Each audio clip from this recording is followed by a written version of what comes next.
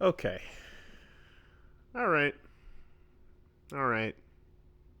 So, yeah. Right? I know. Mm. I know. Mm-hmm. And I know what you're looking for. Yeah. And I know what you expect. Uh-huh. And I know what you want to see. And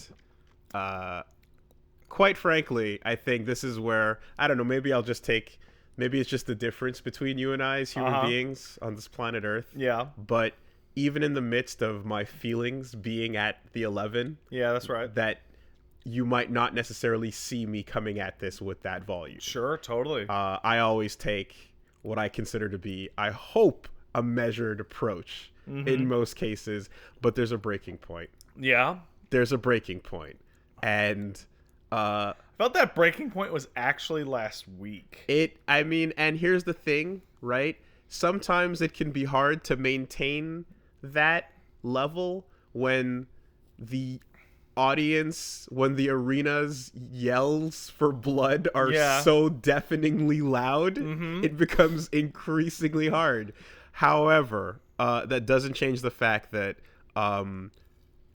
you don't want to ever, in retrospect, just be like the absolute, like, you don't want to look back on anything and go like, did you earnestly think that through? You know? Did you earnestly, really, actually think it through? Now, I don't have the energy, certainly, and to say that I'm coming how many hours off of it? I'm coming one night, maybe 12 hours off of the. Are we counting sleep hours? I got a couple. Because for me, I like to only count waking hours. So let's say like 6, 7. So off of Game of Thrones episode 5 of season 8, and well, here's the thing. First thing, right? One, mainly because again, you haven't seen it, and two, I've heard it's really good. And two, everyone seems really excited. There's a lot of energy in the air. So I'm not even coming into this with a like full-on spoiler break. You know what I mean? It would take so long. Oh yeah. To even go into all of that. So I'm coming into this with detail-free. Yeah. Like talking, emotion-based.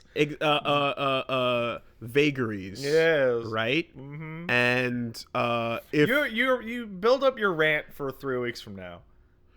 Well, I mean, when it's done, is when it's gonna be done. You know? I'll leave, and then you can just sit here and be miserable. But the point remains is just that, like, if you're not interested in even hearing that much about like how I feel about how things went, about what happened, then yeah, you're gonna want to tune out. If you're still interested, you're gonna want to tune out. Anyone who's just like, I can't listen to Wooly just be wrong and yell and scream about whatever, you might want to. I don't know what to tell you. You might want to never listen to this podcast. I don't know what to tell you. Again. Anyone who's kind of just going, there's a hate train, and that's the end of it. Everyone just is hating on what's popular. I know when I know what it's like to like be on both sides of that feeling, right? Sometimes, and you really do believe in what you believe in. I would like to take that particular sentiment to task as somebody all the way on the outside. Hate trains for popular things don't happen out of nowhere from the people who were into them. Hate trains for popular things that are a proper hate train come from outside. They come from people like me who go, I'm sick of having to listen about Game of Thrones. I don't give a shit, but whatever, right? This is different. This is everyone that I see going, man, I love Game of Thrones so all that shit was so cool, going, I want to die. I am so sad. How can I like Lost and Berserk and Game of Thrones? It's so easy to when you feel positively about something that a lot of people are currently feeling negative about, just group it all up into a single like thought. And I'm guilty of doing that myself. Wooly, haters are going to hate, apparently. And that's like you said, there's times when it's like, okay, it's just fun to shit on this thing, so that's what's going down. So like, look at World of Warcraft. That's super real. It was fun to shit on WoW for like a decade before it even came shit.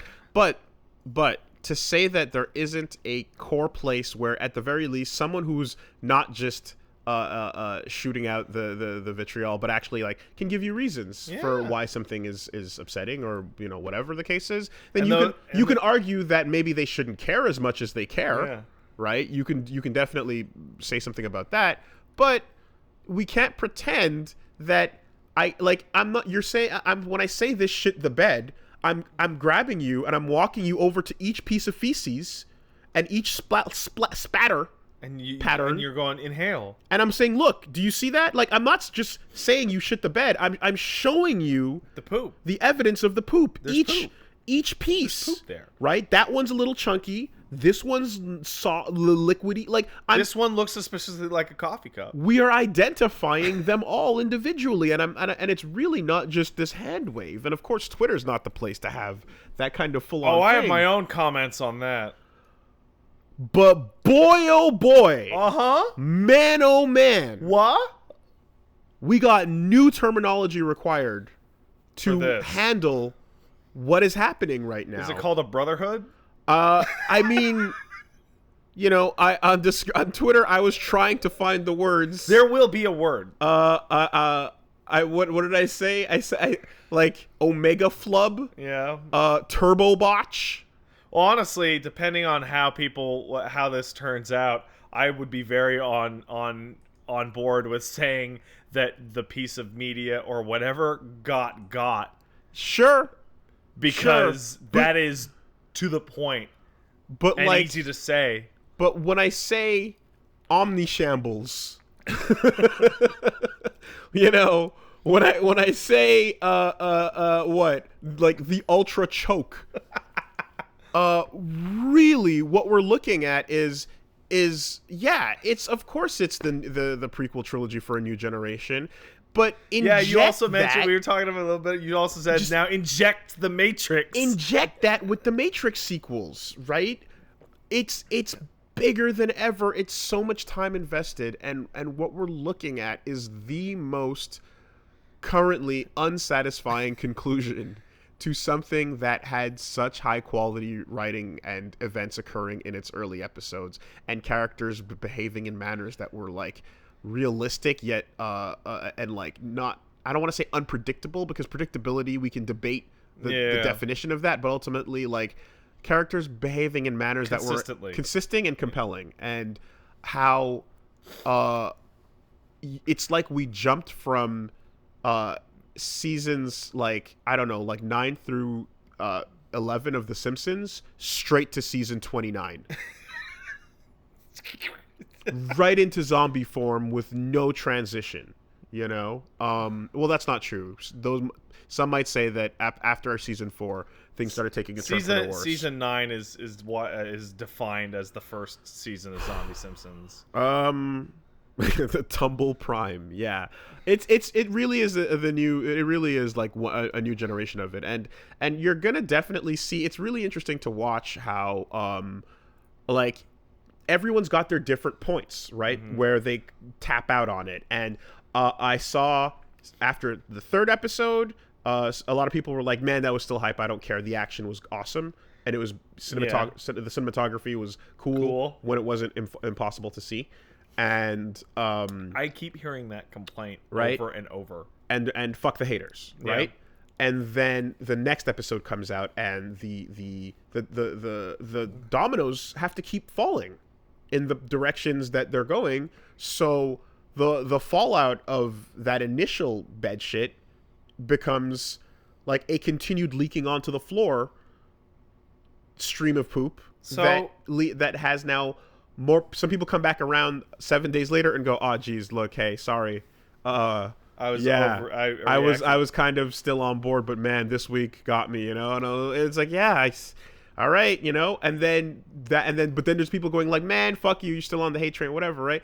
And then this week again, the 3rd time in a row, even more people are like, "Oh, geez, dude, like, yeah." Well, it's because everyone has their different breaking point, right? They do. And from what I'm seeing from people's emotions, which is mostly what I'm seeing, is that like they're being worn down, and every week gives them a new like gut punch, and it's like, can you take this one? Can you take? No, not this week. And next week, for the people still hanging on, there'll be another. And like, can you keep standing after this one? Huh? And part of the reason why it has gotten particularly meaty this week is because this is also where people started releasing things such as the compilation of actors talking about how disappointed they are with the current season. Best season ever!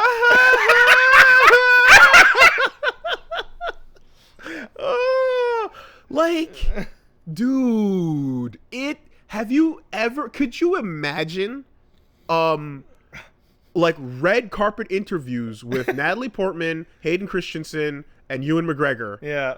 Like, the day after, with them just going, ooh. Ironically enough, they were all really good at selling the crap. Like, they were really good. And you know what? I'll give Ewan McGregor props. I think he's still actually really good in those movies, despite the terrible writing that he was given. I mean, dude, like, we actually saw what you got a nice example of like how Hollywood treats fumbles, and professionally how you're supposed to treat a fumble is you just don't talk about it, and maybe 10 years later and you just go, and then you move on, right? Yeah. And that clip with Emilia Clarke just going, best season ever, oh my god, right, is hilarious, and then you follow it up with like them doing multiple interviews with everyone. So they cut to another dude, Onion Knight, who's just kind of making faces while they're saying, how did you think he'd goes? And he's just like, you know what started this? You know what was the first time that I saw this behavior like overt and like it couldn't be ignored? It was Sad Affleck. Okay. It was Affleck doing those interviews for Batman v Superman in which he looks like he wants to melt into the floor, and he just couldn't hide it. And then there's what was there? There was the dude who plays what's his name? Anyway, there's another character sitting out there doing a thing, and they're like, yeah, so how do you feel about the season or whatever? And he's kind of just like, yeah, you know, like, I mean, after that last season, you know, like, remember how that last season went with like character development, and look at all that shit, and then the guy who plays Grey Worm is just going like, oh my god, dude, oh my god, like, wow, you're going in, you know. They're all, what we're seeing is all the actors had an inside joke amongst themselves that they were now living in schlock for a really long time, right? And they've been cracking jokes and drinking and just going like, to each other for like a year now, and we're starting to see the light cracking, you know, from behind the door. And see, here's the thing, right? A lot of them made their names on that show, but like, it's not their fault that the show is doing what it's doing. So they're all scrambling to get out and be like, yeah, it's because the consensus agrees with their internal, you know, jokes and feelings. So they're like desperate to get out from under it and be like, I know, right? Huh? They gave me this piece of paper and said, read this shit. But at the same time, because they've all become huge off of it, there's a level of clout that they do have now where they can say these things and more or less be fine. Like the Mark Hamill, what are you going to do? Fire Luke Skywalker feeling. Replace Daenerys? Yeah. So, like, you know. Fuck you. You're done. And so you go down the list of everyone and you know, everyone's got their different ways of handling it. But, like, the one who fucking gives the least amount of shits, clearly, is Kit Harington. Yeah. Because in the making of, like, I talked about when he was just like how the making of, how he was like, where he basically went like, I fucking hated it. I hated the fact that this event happened, and then he goes, anyway, I don't know, whatever, it'll be fine, right? And then like and then they literally cut to a completely different location. Another thing later on, he's got his haircut, he's got the mustache, it's way past it, it's current. He looks like a completely different person now, and he's like, and he gets asked in one word, how would you summarize the finale of Game of Thrones? What would you feel? Yeah. And he takes, like, I'm not going to say he doesn't miss a beat, because he misses several beats as he contemplates his career. Yeah. And then he leans into the mic, and then he leans forward and he goes, disappointing? And the interviewer goes, what? Wait, did you say what? And he goes, or Epic? I don't know, one of those, whatever. And you see, he's one of those dudes where he's just like, I don't give a fuck. I guess I do. I'm still trying to act. Reminds right. me of. I don't know. Reminds what is this? me What is this Hollywood shit? God, what's his name? He's the guy who plays Edward in Robert Pattinson. Pattinson. Yeah. Robert Pattinson. It's like every time he gets interviewed, he's like, I fucking hate Twilight. Twilight's the worst. Just like straight up, like that shit is garbage. But now I regret being Edward in the role. But that's there's distance at the very least. Yeah. Now, right? Here we're getting it the day before the episode. Yeah, no, airs. It's not the fucking. The show's not done. There's 3 more, right? There's 1 more. Oh no! There's only 1 more. There's 1 more. Oh no! 1 more.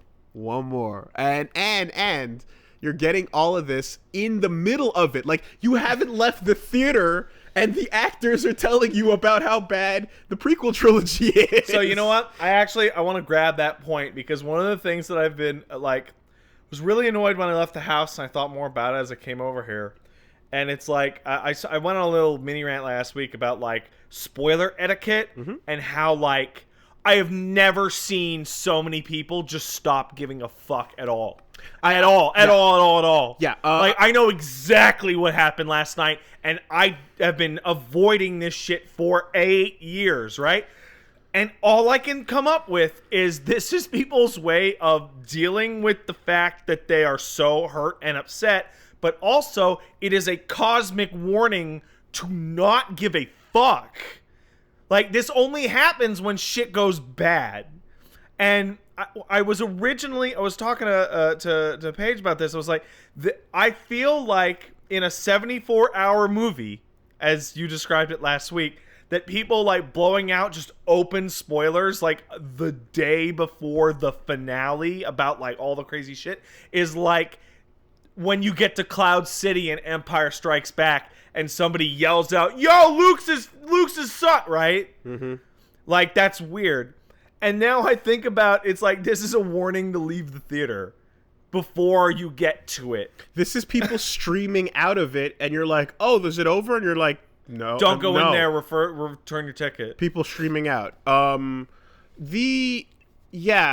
compared it to how when Westworld season 2 dropped and I stopped giving a shit. How you don't feel the need to protect. You don't want to save anybody because at this point it's more important to warn the masses, almost in a way. But form your own opinions. But I mean, at the end of the day, I'm still because of it's still fresh and some people still care. Some people are wait a week. Some people are watching it while eating dinner and drawing or doing something, and it's out of the corner of their eye, and those people are still enjoying it. So.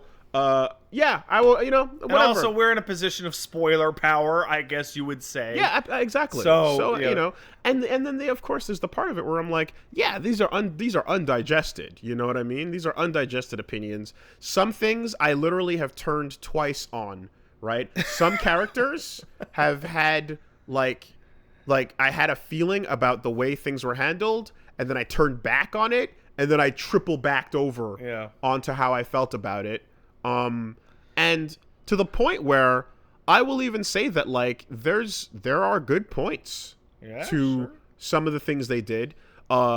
In particular, there's some very strong cinematography in that last episode. You can see where a lot of that money was spent. Have to ask a question, and I need to know if it's real, and I'll dance. But I saw people complaining that Kit Harington is not happy with the fact that he was told there was not enough CG budget for a certain series of actions to happen with his character, followed by the most expensive CG thing ever. The fact that how about this? I don't think Kit Harington was told that. I think that's barely. All we needed was the good boy to get a head pat. Yeah. That's all he needed. And we couldn't fucking get it. It's too expensive. And in the meantime, we're watching fucking D&D talking about how HBO wanted this to go longer. They had literally like sign the number you want on the dotted line budget. And they said, no, we want to end it and we want to keep it at this limit and this thing and whatever. But they couldn't get the fucking head pad in. Anyway. That's yeah, good. that was before. Have you seen that Gintama clip that is now the most relevant clip that's ever been? So I don't know. So I barely know anything about Gintama, but I do know that it takes the piss quite a bit. And there's a clip in which the guy is explaining, well, here's what happens to your favorite anime adaptation when you run out of manga. Well, there's it's two colored lines. Yeah. And which is why everyone is saying now, like, my face when Game of Thrones fans are feeling the way anime fans have felt for years. Oh, yeah. Yeah. And it's like, there's a couple things that could happen. And he's describing, either the show can just stop and just wait. Mm-hmm. Mm-hmm. Or it can diverge in a different path, and it shows all the line going on, all these fucking goofy loop-de-loops, right? In order to save time for the book to come out. Now, I feel like they would have tried to do that if they actually had faith that another book would come out. So there's a multiple things that have been rumored and leaked and whatnot, but something that happened that was discovered like yesterday or so is that in an interview with one of the actors that's no longer on the show, they said that apparently books 6 and 7 are done, and that George R.R. Martin actually completed them some time ago and struck up a deal with D&D, who are the creators of the show, to wait until the show was done before publishing the books. Okay. So, wow. Then there's what happens when they go to reintegrate, right? Your manga and your anime, and there wasn't enough book. Now it's got to go all over. Or what happens if they've become so different now that they can never meet back up? And all these different situations. And I'm looking at it, it's like Game of Thrones is apparently doing every single one of these problems. It's weird and interesting because on the one hand, there's enough material of people are scouring through everything George R. R. Martin has ever said. Yeah. Right now for answers. And right, and he makes references to things where on the one hand it sounds like things can diverge heavily, especially if there's a huge backlash here, but on the other hand it's like, no, he did give them sort of an idea of where things were going to go. We could be looking at this as what he referred to in his interviews as a scouring of the Shire, which is that, when they return after the Return of the King back to the Shire and have to deal with the final issue. But like, there's also more than enough evidence here to support to support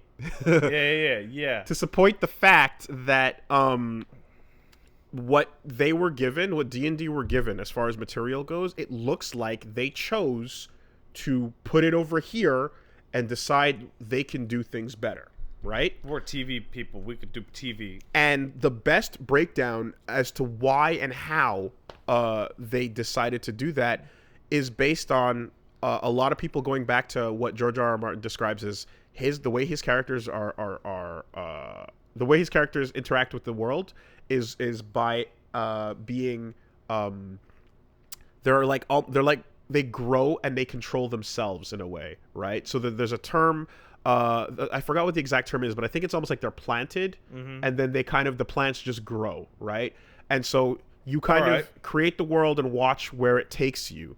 And the characters for the majority of the story have been this way, and that's why they have always felt consistent and compelling, right? Because they were going by the decisions that a person in this position, these are the things that they would conclude, and therefore their actions would happen in such a way. You have two big ways to write a character. You can the gardener versus the architect. This is where the character's going to be. I got to figure out a way to get this character from here, which is farm boy, and over here to old man Jedi in a hermit, right? Like I gotta figure out the path. Alternatively, if you're going to write a long form thing and you're confident, you can say, well, this thing happened, and just say, well, how would this person deal with this? And just put them wherever the fuck they would naturally go. And just do that. I went back to the wiki and just read the synopsis of every episode going through from the beginning. Just to refresh myself on like my feelings.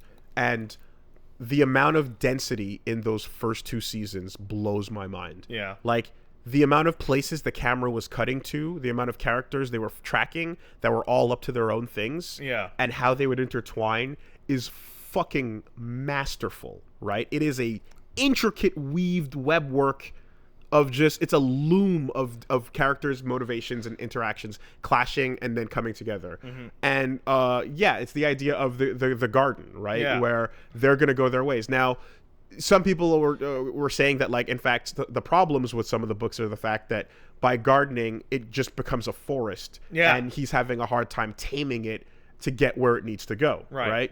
The plotter, or the architect, is the one who says the structure of the story needs to be this. This is where the story's going to end. This is where it's going to begin, and I'm going to go...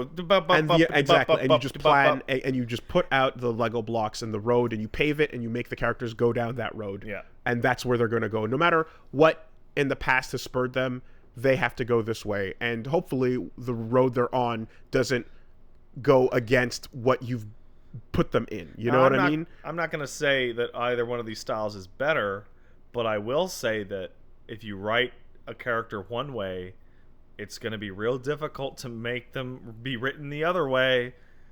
So when we get to this final season, or the final 2 seasons, and D&D are deciding to handle things in their own way, they diverge, right? They hard break off of the books and then start going their own way with it.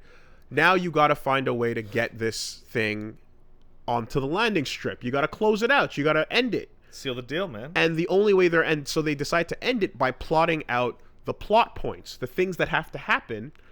And there has to be a big battle. There has to be a character betrayal. Not even in that sense. Okay. Right? Because that's that of course there's you're blowing air horns for Clegane Bowl. Like, I don't know if you, like, there's people have been, you got to have those things, but more importantly, you almost create a list of things that people need to see before the final credits roll. Okay. Right? Are things that they think people need to see.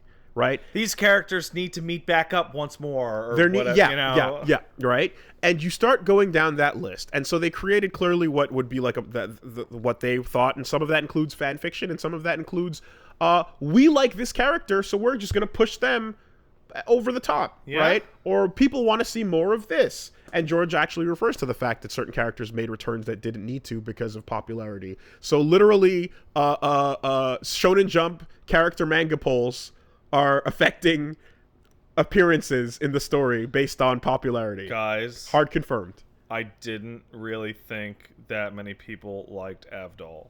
Everyone loves Kakashi.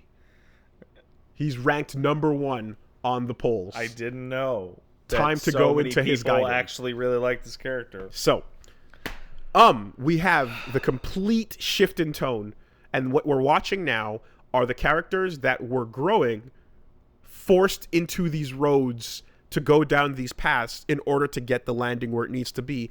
And you're literally throwing out any other major plot points that were like massive motivators. You're just tossing them in the garbage to try and stick your landing. It is uncomfortable, it is brutal, and it is painful to watch as, like, characters who were really richly developed start making decisions that are completely against everything that they would have done up until this point, right? And like you're really just kind of feeling like you're looking at not the same character. Yeah, you're looking at the same actor, but they're not doing the things that they've been, leading towards, or whatever the case is, And in a lot of cases, there is foreshadowing for certain things, but the way they handle it is, instead of like looking at like what George R.R. Martin put down as like a major, like, not too subtle hint as to where a character is supposed to go, they will instead decide to go back to 2 lines of dialogue from a random episode that fit with what they currently want to do. Like, and then they'll just go like, oh yeah, look, we set it up. See, we had a moment here, and now we can call back to that. And you're like, but you're ignoring this entire other very... Look, that's what we meant the whole time. Totally. Promise. So it really was just like wacky to see so many characters going through their final moments completely out of character, right?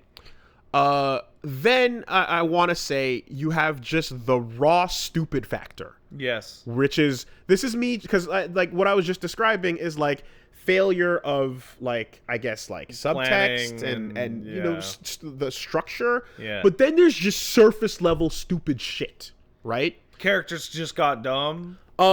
Main characters and like anyone who has a face on the box. Yeah. Gets to teleport wherever they need to be and always survive until they face off with someone else who's on the box, right? So a motherfucker... Oh, that's really bad, because that's the... so I watched the first season of Game of Thrones. That is the 100% opposite of the way that was written. Whether or not you were on the box really didn't matter for fuck all. Like, I was trying to explain to someone who was like, what did you mean by that whole Ned thing? Like, I understand the rest of your points, but I think your Ned Stark would have been saved comment is stupid. Like, I don't get it. And I'm like, no, what I'm saying is the moment that Ned dies and you don't expect that to happen represents the show going, hey, tropes and what you would expect of a normal fantasy setting, don't give a shit. This main character just got offed. Fuck you, right? We're going to play with the results of that now. Most high-profile actor on the cast. And you would never expect, like, the story to let a character like that die. Yeah. And they do, and then they roll with it. In this version of the zombie Game of Thrones we're watching, the start work, we're watching a place where not only would that character have survived, but they would have made their way, like, they would have out had of a triumphant escape. Until they and they would have continued to survive until they faced up with another major character. Yeah. So literally a motherfucker who's out in the ocean on a fucking boat that explodes just survives it and washes up to shore just in time to have a final boss battle with another character that matters. It's funny because Red Letter Media likes to use this terminology when they talk about movie plots, and I actually find it totally appropriate.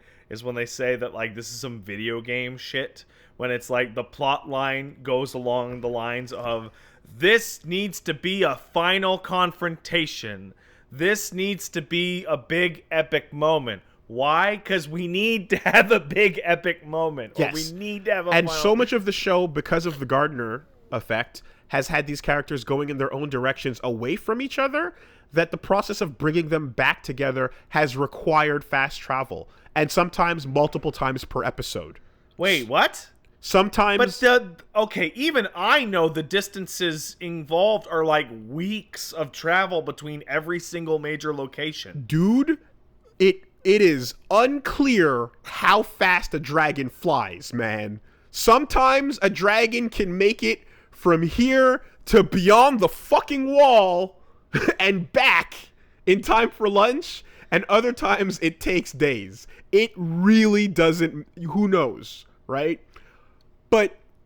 and there's a bunch of fantastic gifs. But you need to know how much time is occurring in the story. There's a bunch of fantastic gifs of things where, like, a character is like, oh, you want to go home to Winterfell, don't you? It's like, yeah, all right, then go. And then it just, a pause screen comes up and selects map. Would you like to fast travel to Winterfell? A loading screen. And then suddenly they walk in the gates like there's no problem. Everyone starts teleporting. It took half the first season of Game of Thrones to make it to King's Landing. Right. So, like, that's... And it was... There were multiple on-the-road episodes, which meant it takes forever. When I went back to... Also, after doing the read-through, I went back to watch clips of certain parts and things. Like, sometimes you just want to go watch a fucking... a compilation of Taiwan just being Taiwan. Yeah, that's right. God! And Bobby B just being Bobby B.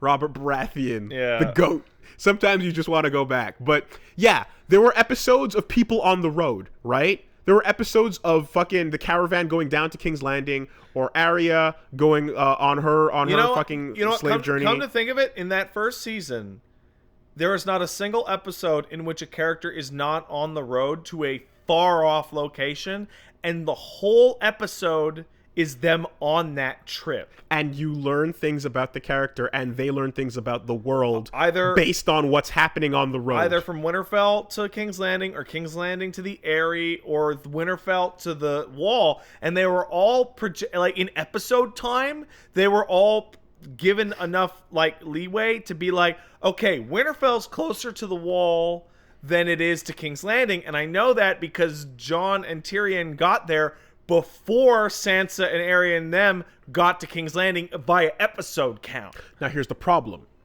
It's very easy to sit back and not think about where people are on the map at any given time. Yes. In fact, I remember when the DVDs came out, one of the features was in the episode, you can pause it and it will give you a little fucking status screen of, like, it'll give you a map that says who is actually fucking where. That's fantastic. Right. Exactly. It's very easy to ignore that. And I think a lot of the people who are still kind of like, just enjoy it, it's fine, are some of the people that are like not thinking about that stuff, for example, / just kind of accepting contrivances, right? Yeah. And this is touching on it's I'm going back to what I brought up last week, where accepting contrivances is like, it's something we do more often than we think. Yeah. You know? And you don't get forced to confront it until it fails. If it lands, if it sticks the landing, you choose to ignore it. I don't think about it. You know, so the other example of that, I mean, besides the teleporting characters and whatnot, is what everyone describes as Clegane Bowl. There is an awesome sword fight that happens in a really cool location that I'm describing as basically a Soul Calibur battle. Yeah. It's a boss fight. I'm seeing people talk about it like it's a boss fight. Oh, yeah, because you're on a stairway, and it's collapsing on both sides with fire and rubble. Yeah.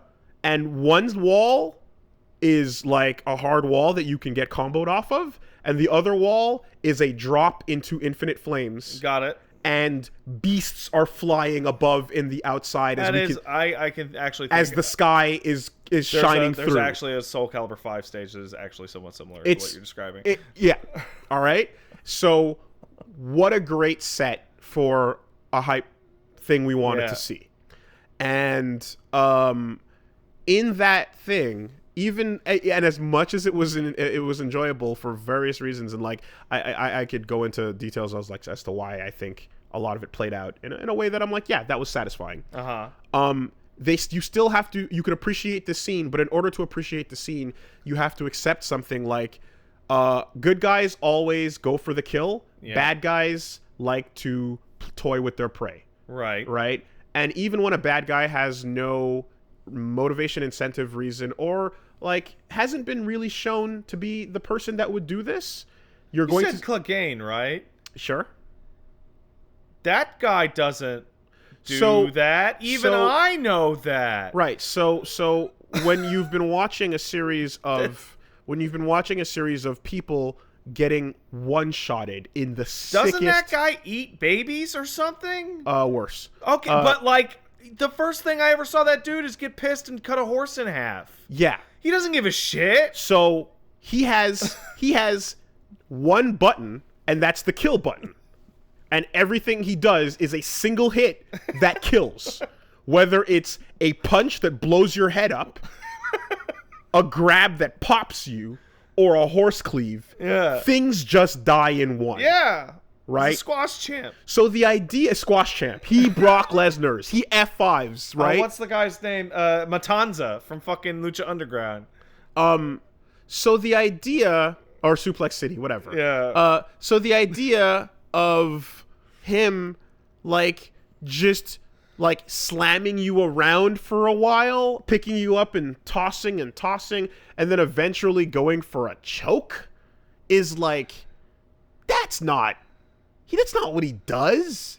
And more importantly... He just kick you off the side. He just fucking...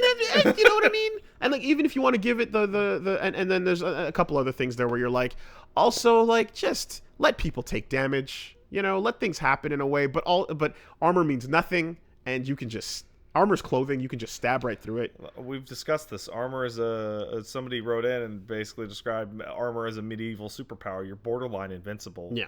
And it's like, it's easy to just dismiss it as like, oh yeah, well, this is something that the bad guy's enjoying or reveling in. And it's just like, the bad guy's been stripped of all motivation. So think about that before you put that out there. But it's debatable. It's debatable because then there's like, oh, but there's a hint of maybe there's a thing. But anyway, it's hard to go further into the full thing. But the point remains is that like every time you see something good, there's also a mess associated with it. I recognize that as a thing I've seen in movies and other things as well, where like the bad guy toys and then loses because they're toying. Yeah. The good guy goes for the kill shot, right? Even as they die or whatever the case is, right?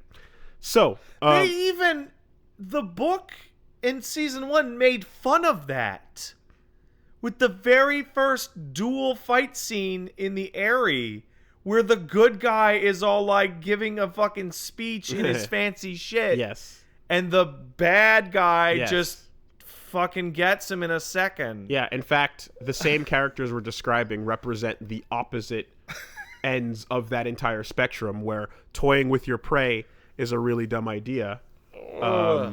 And the person who upsets that is the same person who falls victim to it later on. Oh, great. Awesome. So, super. Anyway, but I still liked a bunch about that, right? You liked it because it was a cool Soul Calibur fight. Yeah, so. Now, the problem, there's a lot of problems. One thing that comes to mind really strongly that I don't want to forget about is that I keep trying to figure out what these making of things are supposed to be, because at first I was like, this is to capitalize on the hype moments they're looking to expect. Get them to keep watching. Then you're like this, and then you see the interview where they're like, we're gonna be in a cabin in the woods away from all life and technology with wine when the finale airs, because away you can't from make all of you. Because you can't make everybody happy. And you're like, oh, they know.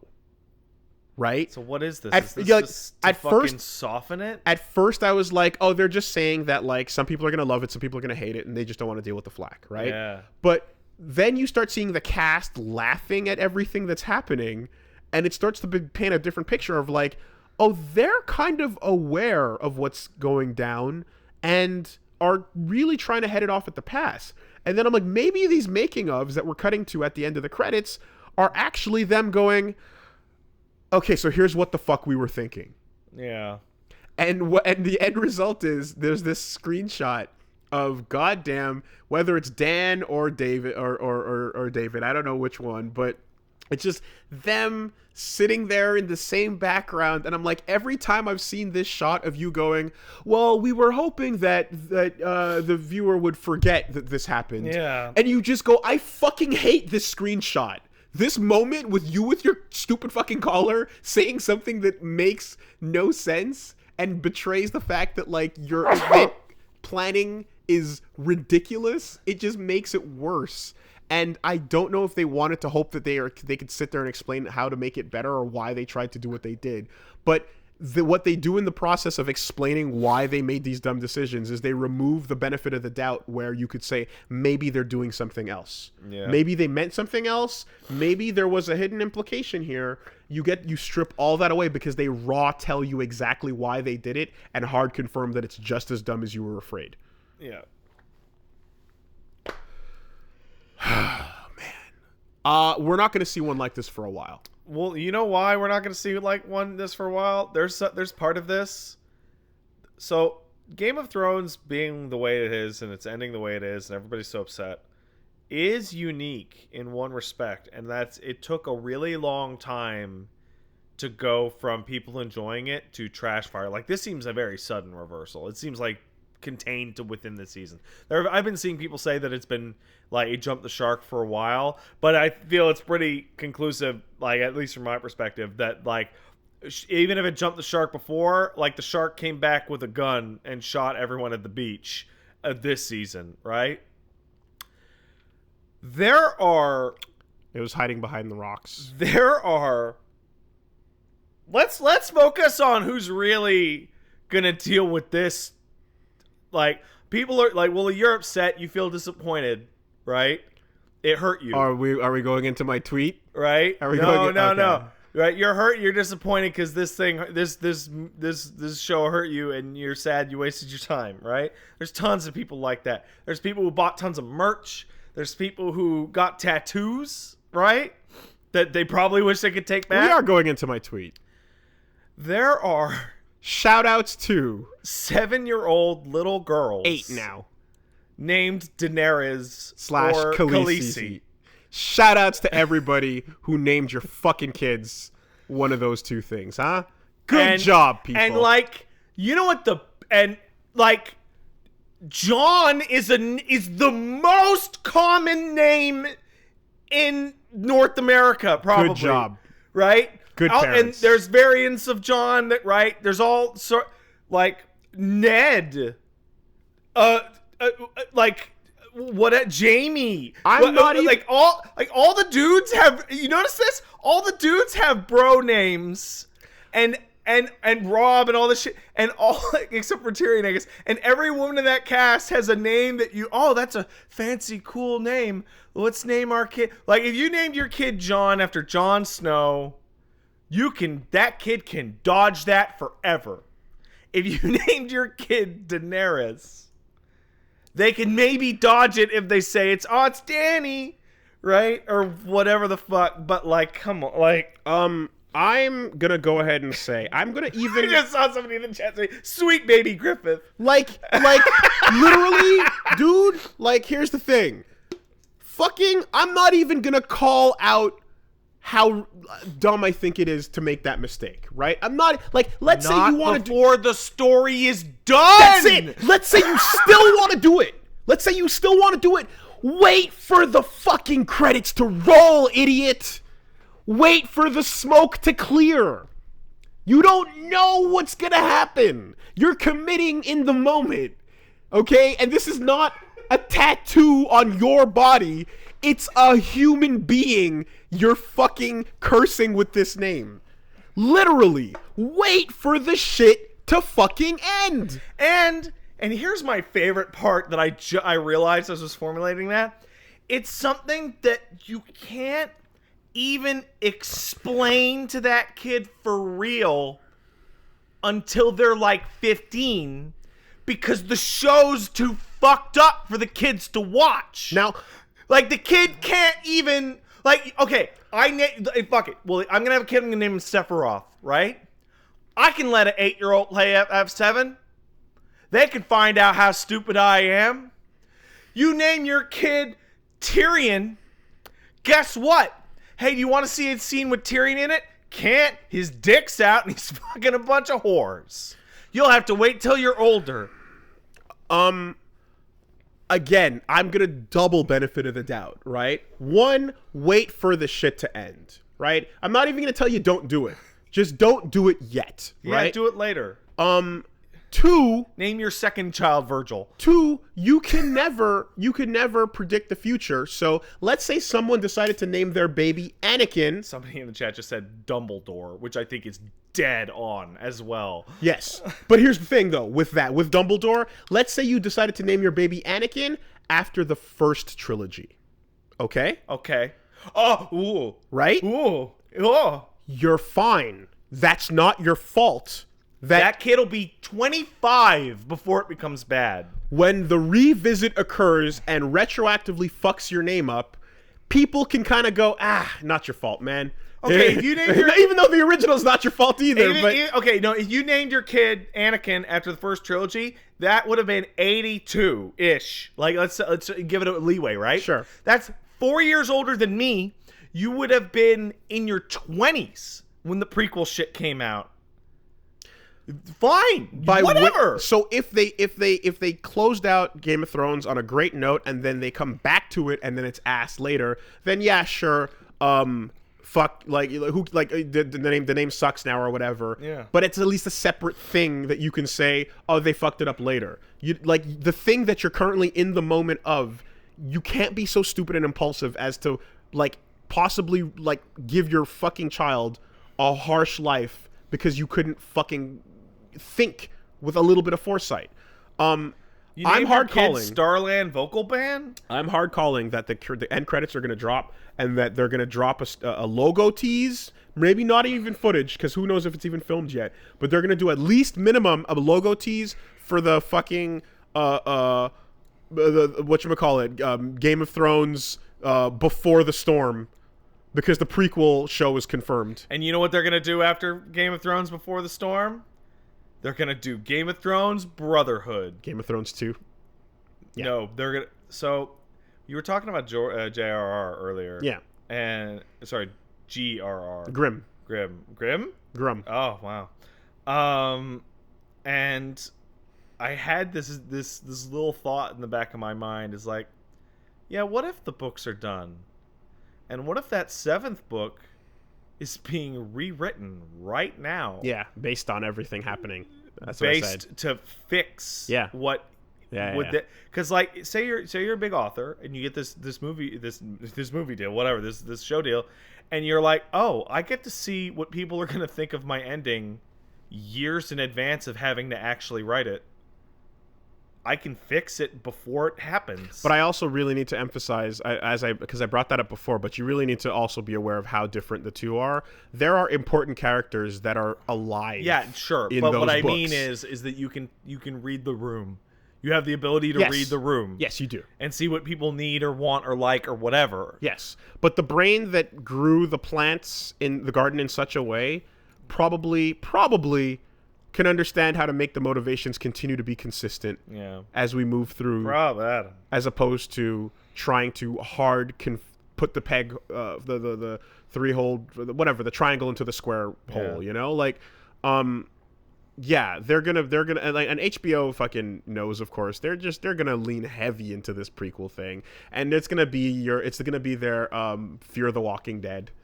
You know what I mean? It's going to be their sideshow, because Game of Thrones is the biggest shit ever. It'd be crazy because everybody knows it. It's a safe new brand name now. Everyone knows the brand.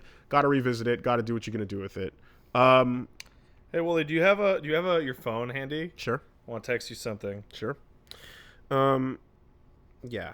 Wild. The final, I guess, thing before we fucking steer way out of this is just... I just have something to tell you. It has nothing to do with what we're talking about. Okay, that's fine. Just check your texts.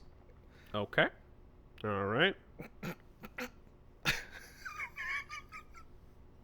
Okay. So, anyway,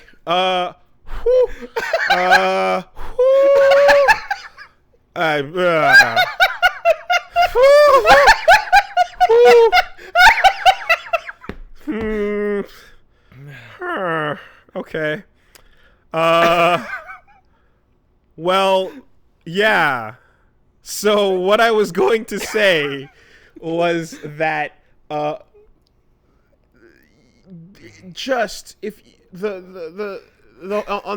talked about why the subtext and shit was stupid and why things weren't working, and then the surface level shit's not working, and then the problem with the people behind it and what's going on, and then the actual actors involved being like, I don't know what you're doing here, and then it's not just one person being like, I want my character to be important. It's the entire cast. Well, yeah.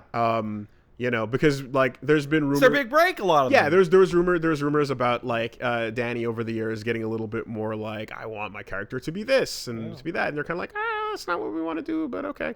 But that's the great thing about writing, is that words on a page don't argue back with you. But this season is not only with last night. It's not just shitting on and arguing with and going completely contradictory to every season prior to it. Mm-hmm. It's literally fighting with itself. Yeah. The last episode and this one are fighting with themselves because God, how can I even... The things that were introduced to deal with the single most OP aspect of the story. The story come out of nowhere Yeah. and nullify them. They're nerfed. Remember we talked about the nerf? About it. Yeah, big nerf. The nerfification. Big nerf. I expected something along the way they previewed this, the way this was going to happen. I expected literal armor to show up on these OP things Okay. to solve the problem. Sure. Not only did I not get literal armor, I got something way better, way thicker, and way more impenetrable. Plot armor. No! When the character puts themselves in the exact same situation that failed twice before, and the plan when they go back and decide what they're gonna do to address the fucking issues of their weakness is to not address the issues and try again, right? Yeah. It's I got knocked to the ground, get back up and run back in there, Naruto. Just keep running in there and keep getting knocked down, and as long as you keep getting back up. You do it. Literally no plan, no thought, no idea of how to deal with the situation. Just try again and hope you get lucky. And this time, you get fucking lucky. How satisfying. Right? Your enemy has a gun and is shooting at you from 20 yards away. Your friend just got shot and died on the ground next to you. But I'm going to keep running in and hope that I can dodge the bullets, though. And in the back of your mind, you're like, yeah, 21-foot rule. Yeah, 21-foot rule. I can do it. Serpentine. Yeah. Right? Unpredictable. And then the story rewards you and says, good job. You did think of the right solution. You got super in their face and you dodged all the bullets. Good job. Good job, buddy. Dodged every bullet. Holy fuck, dude. Every time someone draws up maps of these things and shows you like the placement of where things are and like how it's one of those, like, you can like do a Madden football drawing of the nonsense. People have been editing things in ways where they're like, let's take this piece of shit and make it less shitty by just reorganizing the shots to make more sense. And that's where it's brutal, because you're like, oh, it's still a fail, but it's like, this is the worst version of the worst decision. You weren't even doing the best variant of your bad choices. You were doing the worst one because someone rearranged your shots to make them better. You know what that reminds me of? My most hated superhero movie ending. And of course, everyone is unsurprised that I'm going to start talking about fucking Superman. Because in Superman Returns, we spend the entire movie going, oh my god, kryptonite, man! Holy shit!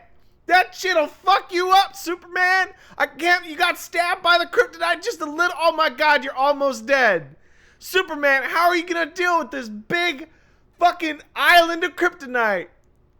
I'm gonna push on it really hard because I'm Superman! I know there's a lot of kryptonite, but it's big, but I'm so strong, it's gonna push it. I'm gonna push it into space. I'm Superman. And I remember being just like, holy shit, what the fuck is the point of the movie? If you can just do this, how the fuck is kryptonite even a fucking problem? Like, Jesus Christ. Just gotta be motivated enough.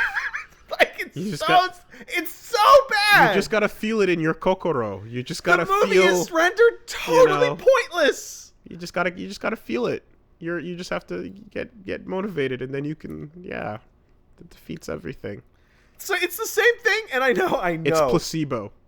I know. It's not. It's just a green rock. I know. The real weakness is inside all along. I know that, like, people are gonna laugh because I'm gonna use Naruto, but like Plague did an amazing video on this about like Naruto, the self-made hypocrite. But it's like you go through episode after episode of like, Naruto's trying really hard, man. He's stupid, but he's trying really hard in this way, and he's losing because he's an idiot, and he's actually bad, and he's really bad, and he's incompetent, and he's bad. But don't worry, we'll just give him the win, cause magic. Mm-hmm. Because he's on the front of the fucking shonen jump. He's got to win. Just give him the magic. He can win. And the only time he loses is when the other guy got given a bigger magic off screen. It's big magic. Like, you just look at the way things unfolded. Like, even fucking Daenerys. Like, you just look at the way things went, and you're like, there was enough to make that make sense. There was. But the specifics of what she does are just the worst possible version of how you could make those events play out. It just keeps coming back to me in waves as I stop to think about it. So here's my question, Wooly, and I need to ask you this, and this is you as a person. Are you strong enough in your soul to turn all these emotions into excitement for this Sunday? Right? Like, there's a corner to turn here. It's been turned. Okay. It's been turned. And it turned, I'll tell you exactly when it turned. It turned at the end of the third episode, when suddenly, without anyone acknowledging it or saying it, our silence is golden rule in the house got broken. Yeah. Right? We never talked about the fact that we watched it in silence. Yeah. We enjoy when you're enjoying it, whatever. Because you were both enjoying it. And suddenly we just started talking over it. And then the next episode, and then we were watching, and then about 5 minutes in, we just started having a conversation, and it's like, hey, I gotta go to the bathroom. Yeah, don't pause it. Yeah. And then you go, oh. That's so. Here we are. So for me, if I'm watching, don't pause it. If I'm watching a movie with somebody and they need to go to the bathroom and they tell me not to pause it, I want to stop watching that movie. Like, I'm done. I'm out. Yeah. That, without discussion, it just got there. The don't pause it and the fucking we're just gonna talk right over. Yeah. It's like if you were having sex and you left the room for some reason, cause whatever. It's like, yeah, no, keep going without me.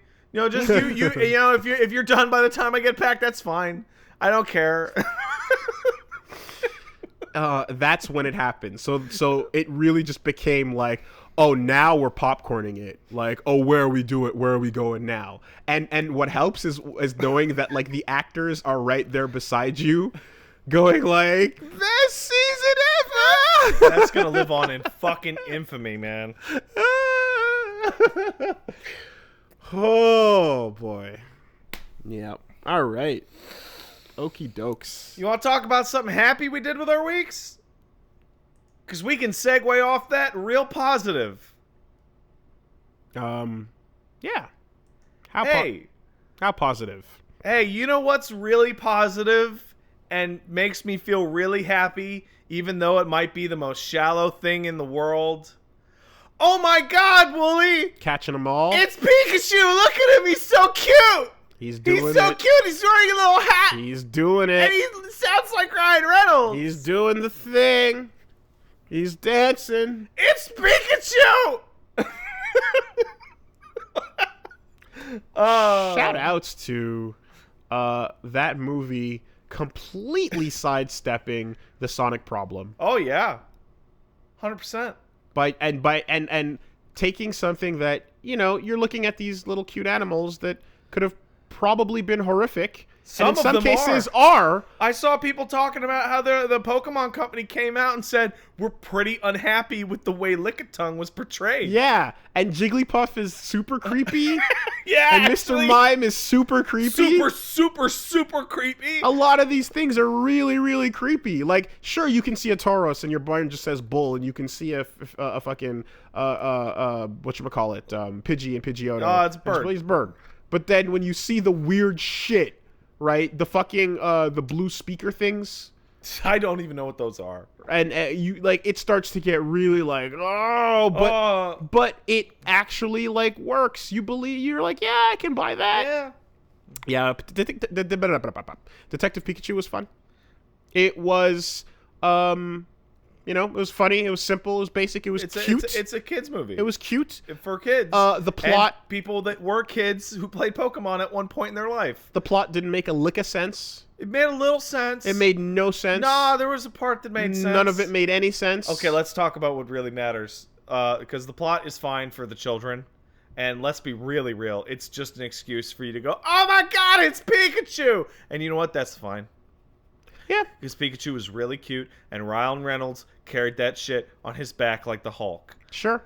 And it's also clear that it's like, oh, and besides everyone going, oh my god, it's Pikachu, then the people that don't want their cool shit are like, yo, it's Mewtwo though. Yeah. And like, Mewtwo's super cool. Yeah, fuck yeah. And Greninja's super cool. Well, that's where I was going to go next. It's now we've hard confirmed that according to the Pokemon company, Greninja is the second coolest. They're really cool. They're really happy with Greninja. We knew that when he got in Pokemon, when he got in Smash. Thrown in Smash. Yeah. They fucking love Greninjas.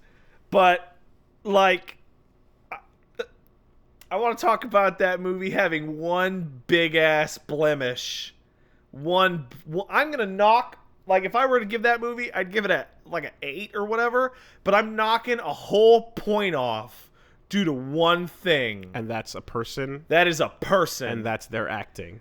So Wooly, I went to see it with Paige, and Wooly went to see it with Steph and a friend, and he just happened to sit right in front of us. Yeah. We didn't plan it. But more importantly, as we walked out, we all turned to each other and went, what the fuck is up with that reporter's acting? Yeah. She is the worst actress I have ever seen.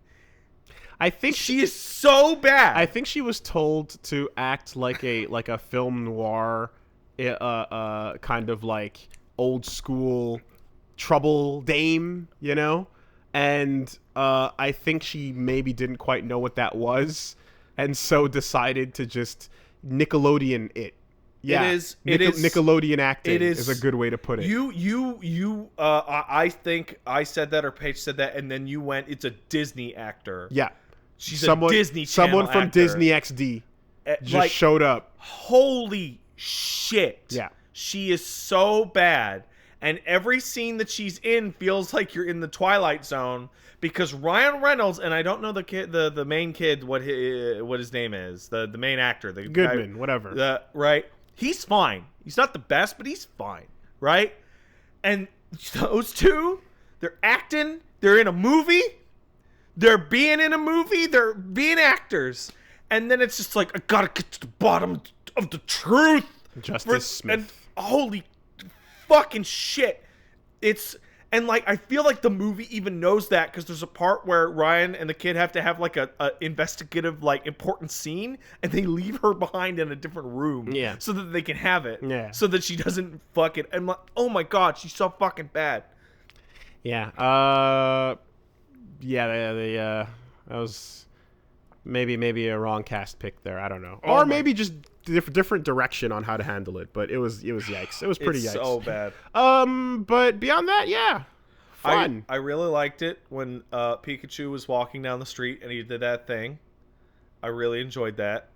That room was sick. Yeah, that was the coolest. There's room. There's somebody's office that is like the coolest location. It's really, really, really sick. That's a dope room. It's a room. It's like it's like what you'd expect. It's like you see the Game Boy versions of these things in Giovanni's Tower or whatever, and you're seeing the real life one. You're like, oh man, that's great. And this movie does more than anything else. It absolutely hard cements the fact that Nintendo needs to get on the Pokemon game where you can look up at the trees. Yeah. The game where you're in the real forest. I've been saying it for a while now, and I'm beating a dead horse. I know, but this makes you really feel it. The Skyrim Witcher Pokemon game. It makes you really feel the need for a game where you're cutting through the brush. Well, because they do this. Was it Pro CD? I forget. But it showed up on my timeline. It's this perfect sentiment. It's like, the movie's just an excuse to give you a window into a planet in which Pokemon are real. And honestly, if the movie had no plot at all and was just like the daily lives of people walking through the city, being around Pokemon, and that'd be weird, yeah, I'd watch that. I'd watch that in a second. That, like, who cares? Yeah. Like, I'd watch a fucking, like, 12-episode miniseries about a day in the life, and it's literally just Like, I'm a mailman, and I'm going to, and just like, oh, I'm an office worker, like, but Pokemon, like, I don't care. It's so interesting for whatever reason. Also, considering that there's been direct Pokemon anime movies, it's like, I like the fact that they went for like a weird particular type of live action flavor pick. They went for the weirdest side story concept. They went for the weirdest combination of inclusion I've ever seen, because this film hard canon cements that, one, the Pokemon anime films are real and happened, and two, the TV show aired in the universe that the movies took place in. Which makes you go back. Okay, you know when Ash, the movie they're remaking, Ash and Mewtwo and all that, right? That movie happened. Yeah. But there's also a TV show about Ash. Adaptation. Yeah. Which is the weirdest thing I can imagine. They took the real story and turned it into an anime. That's what happened. It's so weird. Inspired by the true stories. Yeah. It was good. It was good. Yeah. Go do it. And really, really, Nintendo, just take all the money. Take all the money. Make that AAA game. Go for it. You're not gonna regret it. So, you were not in the Monster Hunter Before world. No. So you didn't have to fight with people every time it came up. I had a bunch of Twitter spats, and before that I had forum spats, and before that I had fucking arguments and people and MMOs and shit like that. Monster Hunter is so big in Japan because it's on handhelds, and they're never going to make a big budget one because it'll cost too much, and it's not going to make its money back, and it's never going to happen. And not only it can't happen because if they do a big budget one, it's not going to sell in the West. You don't know what you're talking about, and then it's going to fail, and you're going to kill Monster Hunter. Stop asking for it big budget on a console. You're trying to kill Monster Hunter. Why do you hate Monster Hunter? Okay? You can just hot swap the word Pokemon into that sentence. It is exactly the same. The problem is Nintendo's the one saying it this time. You're not arguing with Joe Blow or Joe Bin or whoever the fuck on some forum. Nintendo is telling you that. Or they've tried internally and hated the results and keep failing. But I'm going to go They're ahead actually going the opposite direction. The director for fucking Pokemon Go is like, we need to make games simpler for the young people who don't know how to play video games on their phones. Yeah. And Game Freak, if they want, they would have up to this point. Like, I don't know. Like, somewhere there must exist a concept video for, well, they fucking, like... People have made them themselves. And we've seen, like, the ad for, like when they first launched the Niantic one, Pokemon Go and stuff like that. Like, it's such a slam dunk. It's just... Like, it's just baffling that they haven't actually tried it. In terms of, like, money and popularity, Pikachu beat Endgame day one ticket sales worldwide because Pikachu is there. Alone. Yeah, which Pokemon is the biggest thing 2 weeks ever. later, and then on the first day and whatnot. Like, right? Endgame is still top of forever. No, but what I mean it's like the fact that just putting Pikachu on that fucking movie marquee is enough. Absolutely. And it's like you're telling me that it won't sell because it's on an Xbox or fucking it doesn't fucking matter. You're like, fucking shit. So. And also, we're talking about a company that intentionally releases all their games like 4 years behind a technology curve. Chat's calling it out and saying it's wrong, but I did see that it beat Endgame on the same day. Yeah. I did see that come out, but it's like, it's Endgame's like third week or whatever, so that makes sense. It's not confusing. But yes. Anyway, I think Pat partially correct, I see in chat. I'll live with that. I think you should go see that. It's fun. What else did you do? I played a lot of Dead by Daylight, not a whole lot. You know, honestly, game-wise, watching shit-wise, the most interesting thing that I did this week was see Detective Pikachu. Okay. Playing a lot of Dead by Daylight. That game's the shit. Can't wait for fucking... They fucked up and said that Ghostface is going to be coming. Dead by Daylight has this really unfortunate development process where they're like, I wonder who the next killer could be. And then they put out a patch and the killer is just selectable. And they go, no shit, fuck, that's the wrong version, shit. And pull it down. That's happened like, I want to say like 3 times in the past year. How fast do they release characters? Every couple months.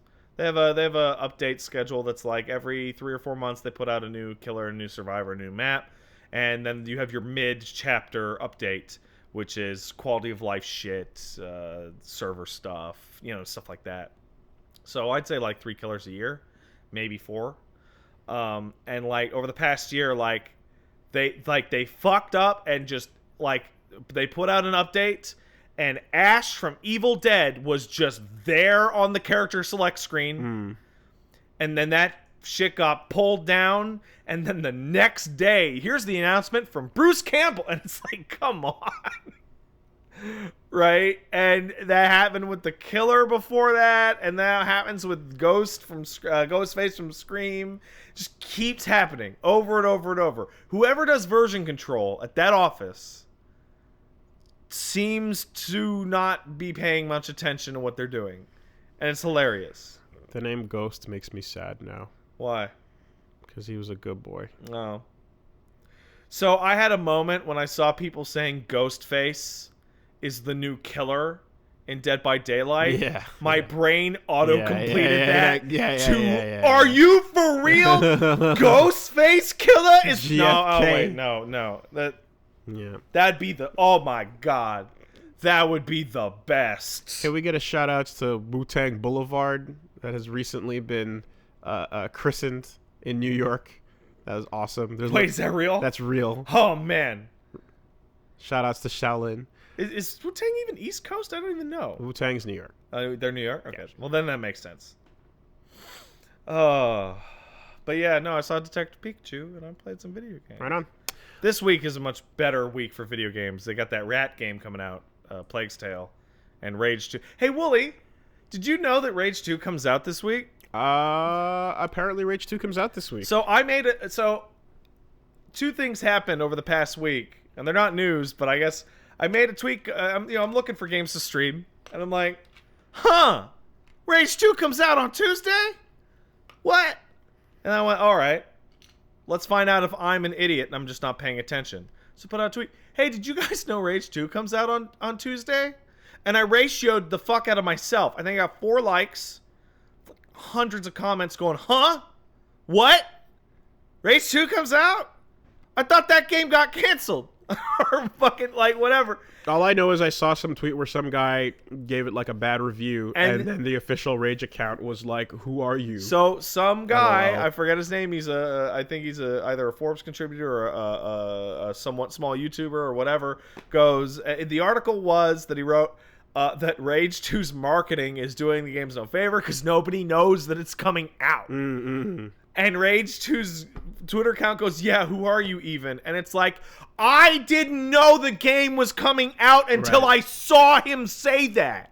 Ratioed means when you have more comments than likes or retweets, right? Yeah. Okay. Because it means that people don't like what you said. It means what you said is fucking stupid. Okay, right. And everyone's arguing with you instead of liking your shit. Got it. Yeah, I always thought that, but I never confirmed it.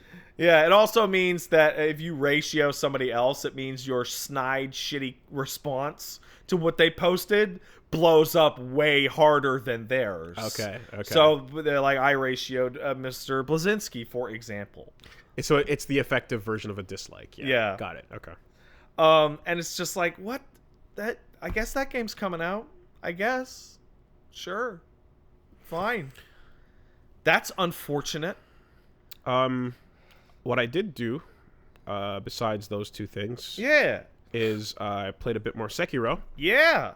And how's that going? Yeah, man. I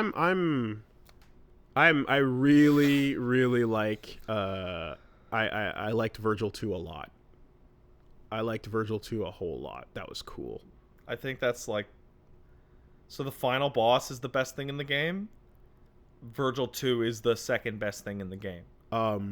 And I was lucky enough to get, like, the rad lightning mechanic thing they tutorial you with. I managed to pull it off. It's pretty sick, isn't it? I just wish you had more... I wish I had more chance to really, like, use it a couple times, because I was like, damn, I only got, like, one, you know, so... You remember that for later, all right? Keep that shit in mind. The tutorial reminds you, like, 4 times how to use it. So cool. You may want to remember how to do that later for when you will really, really want to know how to do it.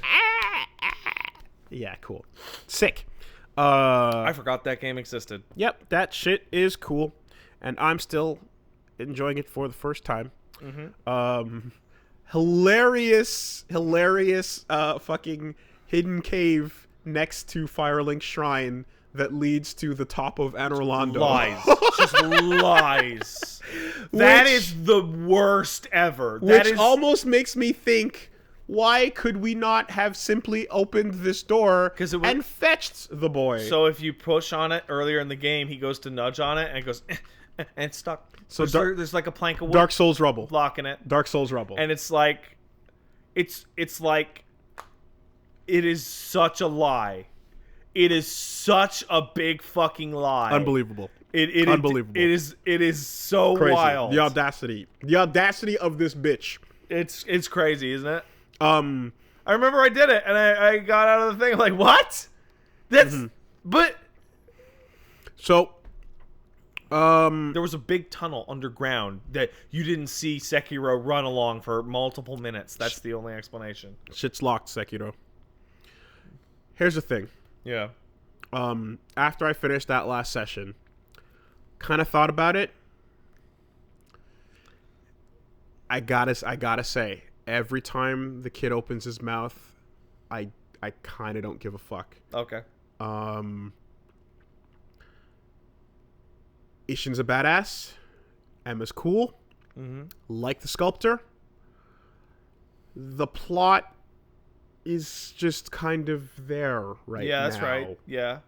And the boy represents just being kind of there. The boy is a MacGuffin. So, like, yeah, that. So, as he goes on about he is a MacGuffin, but he keeps talking about the extra MacGuffins. So the Baphomodads to the dragon tears of the fart of the dragon needs to be captured in the bottle so that the gas of the dragon fart can be used to sever the ties that bind. By the way, I will have to... And banish the ghost army. I will have to send you a list of things because there's a bunch of optional bosses and shit that you can miss out on permanently if you don't do a bunch of stupid conditions. Yeah. In particular, there's one boss that I know you will curse yourself if you miss. Okay. It's getting really heavy in the introduction of new MacGuffins, while the core conflict is kind of just this floating. Oh, they told you need the second MacGuffin now? And Virgil's doing his thing and he's rad, and I like that he exists. But I'm still waiting for the plot to do something. Yeah, well, you're going to wait a long time. Such as forever? Yeah, that's right. Okay. Yeah. You're going to meet new children with new MacGuffins, and you're going to be just as unsatisfied. This is the point at which shit should have started to pop off in terms of story. But that game has... Okay, that game has a Dark Souls story told more simply. Yeah. And it turns out that isn't actually more interesting. People said that's what they wanted forever. Turns out... not a whole lot happens in these stories, so it's much better for them to be obscure and unknowable. Also, the wolf is basically Japanese Solid Snake. Yeah. Ancient Japan Solid Snake. He's kind of just... He's...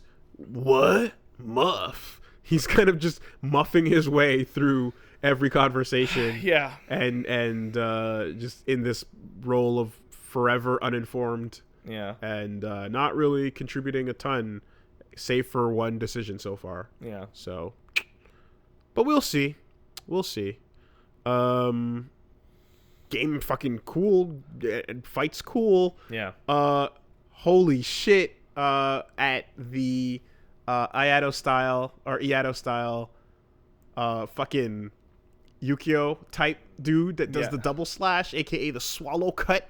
Oh, you mean the mini boss that looks impossible, and then when you do beat him, you beat him in like 4 seconds? That's exactly what happened to me. I was literally going about it the hard way. You get blown up. You and wait a second. I found a way to brute force it too. Oh yeah, I found a way to brute force it by always sidestepping left Yeah. and taking a swing kunai follow up and then backing off. But then you just go, well, I see the little flash. What if I wait half a second and pop? Oh, he's dead. He died.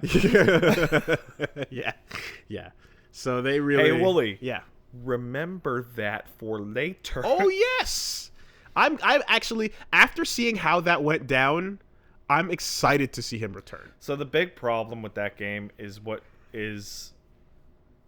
how to put this? They've replaced builds with player skill. Mm-hmm. You learn to do to block that unsheath slash, right? You learn how to deal with the lightning shit. You're not building for it. You're not making a character that has arrows or a big sword, right? That's super awesome right up until you hit that New Game Plus button and you realize, like, there's nowhere more for the game to go. And that game is a 10 out of 10 until you finish it. And now I have forgotten that game I'm serious. Mm-hmm. I've literally forgotten that game exists.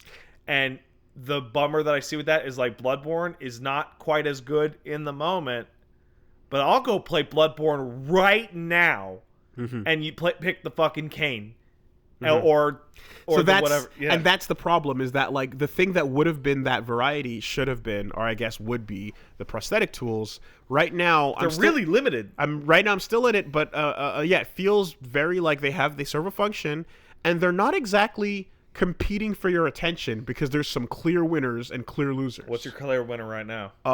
Fireworks is rad. It's really good. Shuriken is rad because really good. It allows it lets me stinger in. Yep. Until I saw that I could get a stinger. Yeah. Right. And I love the second blade as a concept. Yeah. With the poison and whatnot. I don't know how long. I don't know if I'm gonna keep it, but it's a cool idea. So, but function-wise, fireworks and shuriken are fucking doing it. The axe also puts in a lot of work, and the shield, I don't know if you got it, is like a hard counter to certain types of stuff. Mm-hmm. And that's also disappointing because the weapons are not weapons. They're solutions to problems. And you sometimes need all of them depending on who you're dealing with. So shield guys, while you can technically beat them normal, if you have the axe, they're done in a second. Exactly. There's other guys, it's like, well, you could just block, or you could just use the shield and just ignore that mechanic. Just pull out the Pokemon type counter. Yeah, and that makes them feel really, really, really limited. Yeah. Like things where you can go like, oh, the follow-up will like ignite your blade on fire. But I'm like, I still have no reason to keep this fire equipped until I encounter someone who hates fire. Yeah. And like even the fireworks you're describing are actually a hard counter to beast enemies. Yes. Specifically. But they stagger people too. Yeah. So but what I mean is that like when you run into beast enemies, why would you use anything other than the fireworks? Mm-hmm. Because they actually damage the beast's poise. Yeah. Unlike every other weapon that you have. Yeah. It's so they have a set function for a set time and place, and then otherwise you're like, It's a game of hard counters instead of a game with soft counters. Here's the other thing I really dislike is I didn't fully grasp until last session just how the upgrade tree works in both upgrade trees. Yes. I don't like either of them. I don't like either of them either. The upgrade tree for your prosthetics seems to categorize things in a way that at first you would assume is logical, and then you find out as you get more items is actually wildly illogical. Completely nonsense. So in order to upgrade my dagger, I need to upgrade the shield. I don't care about the shield. Why the fuck do like buff your axe to upgrade your dodge, then buff your dodge to upgrade your shuriken. And I'm like, what? But if I'm trying to build, And I guess the game just wants you to generally be like, they don't want you to glass cannon any of the prosthetics. Yeah. They want to force you to have all of them growing in a balanced way, but then don't even put the choices out like that. It's funny that you mentioned that because they actually changed the way spirit emblems worked in a patch that came out a few weeks ago. I heard. They toned down the amount of spirit emblems are required by a lot, so you can use the prosthetics way more. I heard they balanced around because that, when you were playing through the game right away, it's like you got like 4 uses of that axe before you were out. And it's like, then I'm not going to use the axe unless it's a hard counter. And I just got something that uses spirit emblems for something else entirely. Yeah. Right? Ninjutsu. Yeah. So I'm like, I have a second reason to waste resources in certain situations. Spirit emblems are even more valuable than ever now. Fuck, I'm not going to waste these. The upgrades to spirit emblems make me laugh. I hate it. You start with 10, and your items take 2, 3, or 4. And the ninjutsus take like 7, right? You get 6 was mine. You get multiple levels. You get that upgrade for Spirit Emblem. Congrats, you can now carry 11 Spirit Emblems. And it's like, that's not even a functional difference. Exactly. I actually can't even use the you can't thing swing I'm another time. One more time. Because it's split the difference. It's like, what the fuck? Yeah. So so the upgrade tree for the items for the prosthetics is nonsense in the way they placed it. Their intentions are clear from what they wanted, but it's probably just one of the worst ways you could have done that, I think. The other thing about it, and then the upgrade tree for the abilities is weird because it looks like a path you can choose to get to the result you want, but it actually isn't. Because you have to fill out the whole path on one side to get to the end. So, like, you have to... Yeah, well, basically, but the end is locked behind 2 paths being completed. Yeah, because it's like a tree that expands, and you go, I just want to beeline to this move on the way to the final move, and then you get there, and it goes, no, you need to have all the connecting nodes to unlock this fucking shit. So you actually have to beeline 2 things, including possibly buying some spirit emblems you don't want to buy. But like the skill tree has a way bigger problem than that. The skill tree has, and it's a problem with the control scheme. The problem is that there are 3 types of abilities you can get on your skill tree. There are passive buffs. You take less posture damage. You give more posture damage. There's a type of trees like you get more money from enemies. Yeah. Just totally passive buffs. Yeah. Great, those are fine. Then equipable attacks. Then you have increased your stats in some way, more health or more spirit emblems or whatever. Right? That's fine, I guess, even though they're pretty weak. And you have your third one, which is active skills. And you go, okay, well, I got an active skill, which is it's an elbow strike, double Ichimonji, or it's a double Ichimonji, which, by the way, is the best move in the entire game. Fucking easy rules. Here's the problem. Rules. Here's the problem: you get it almost immediately. Nothing will ever be better than it. I heard that the stinger is pretty good. It's good for stingering, but against bosses, you definitely want that Ichimonji double. But here's the thing. Half of the moves on your tree are active moves, and you can only have one at a time. So it doesn't matter how many of them you buy. How often are you going to hit start, go in your menu, change the move, do the move, go, okay, now I'm far away from the guy. Okay, hit start, change it to the stinger, do the move. You do that 3-4 times against the boss, you are now out of spirit emblems. You're now doing the garbage version of each move. Like... It is like if you're playing Devil May Cry, and I know these are different genres, and you bought every move for the sword, but you can only use one at a time. Exactly. And it's like, well, I don't know what the fuck they were supposed to do. Well, I was gonna say that like this seems to take a system. It seems to take like a thing where you have a move list for a weapon in like a Souls game, but then they also wanted that move list to be the weapons. Yeah.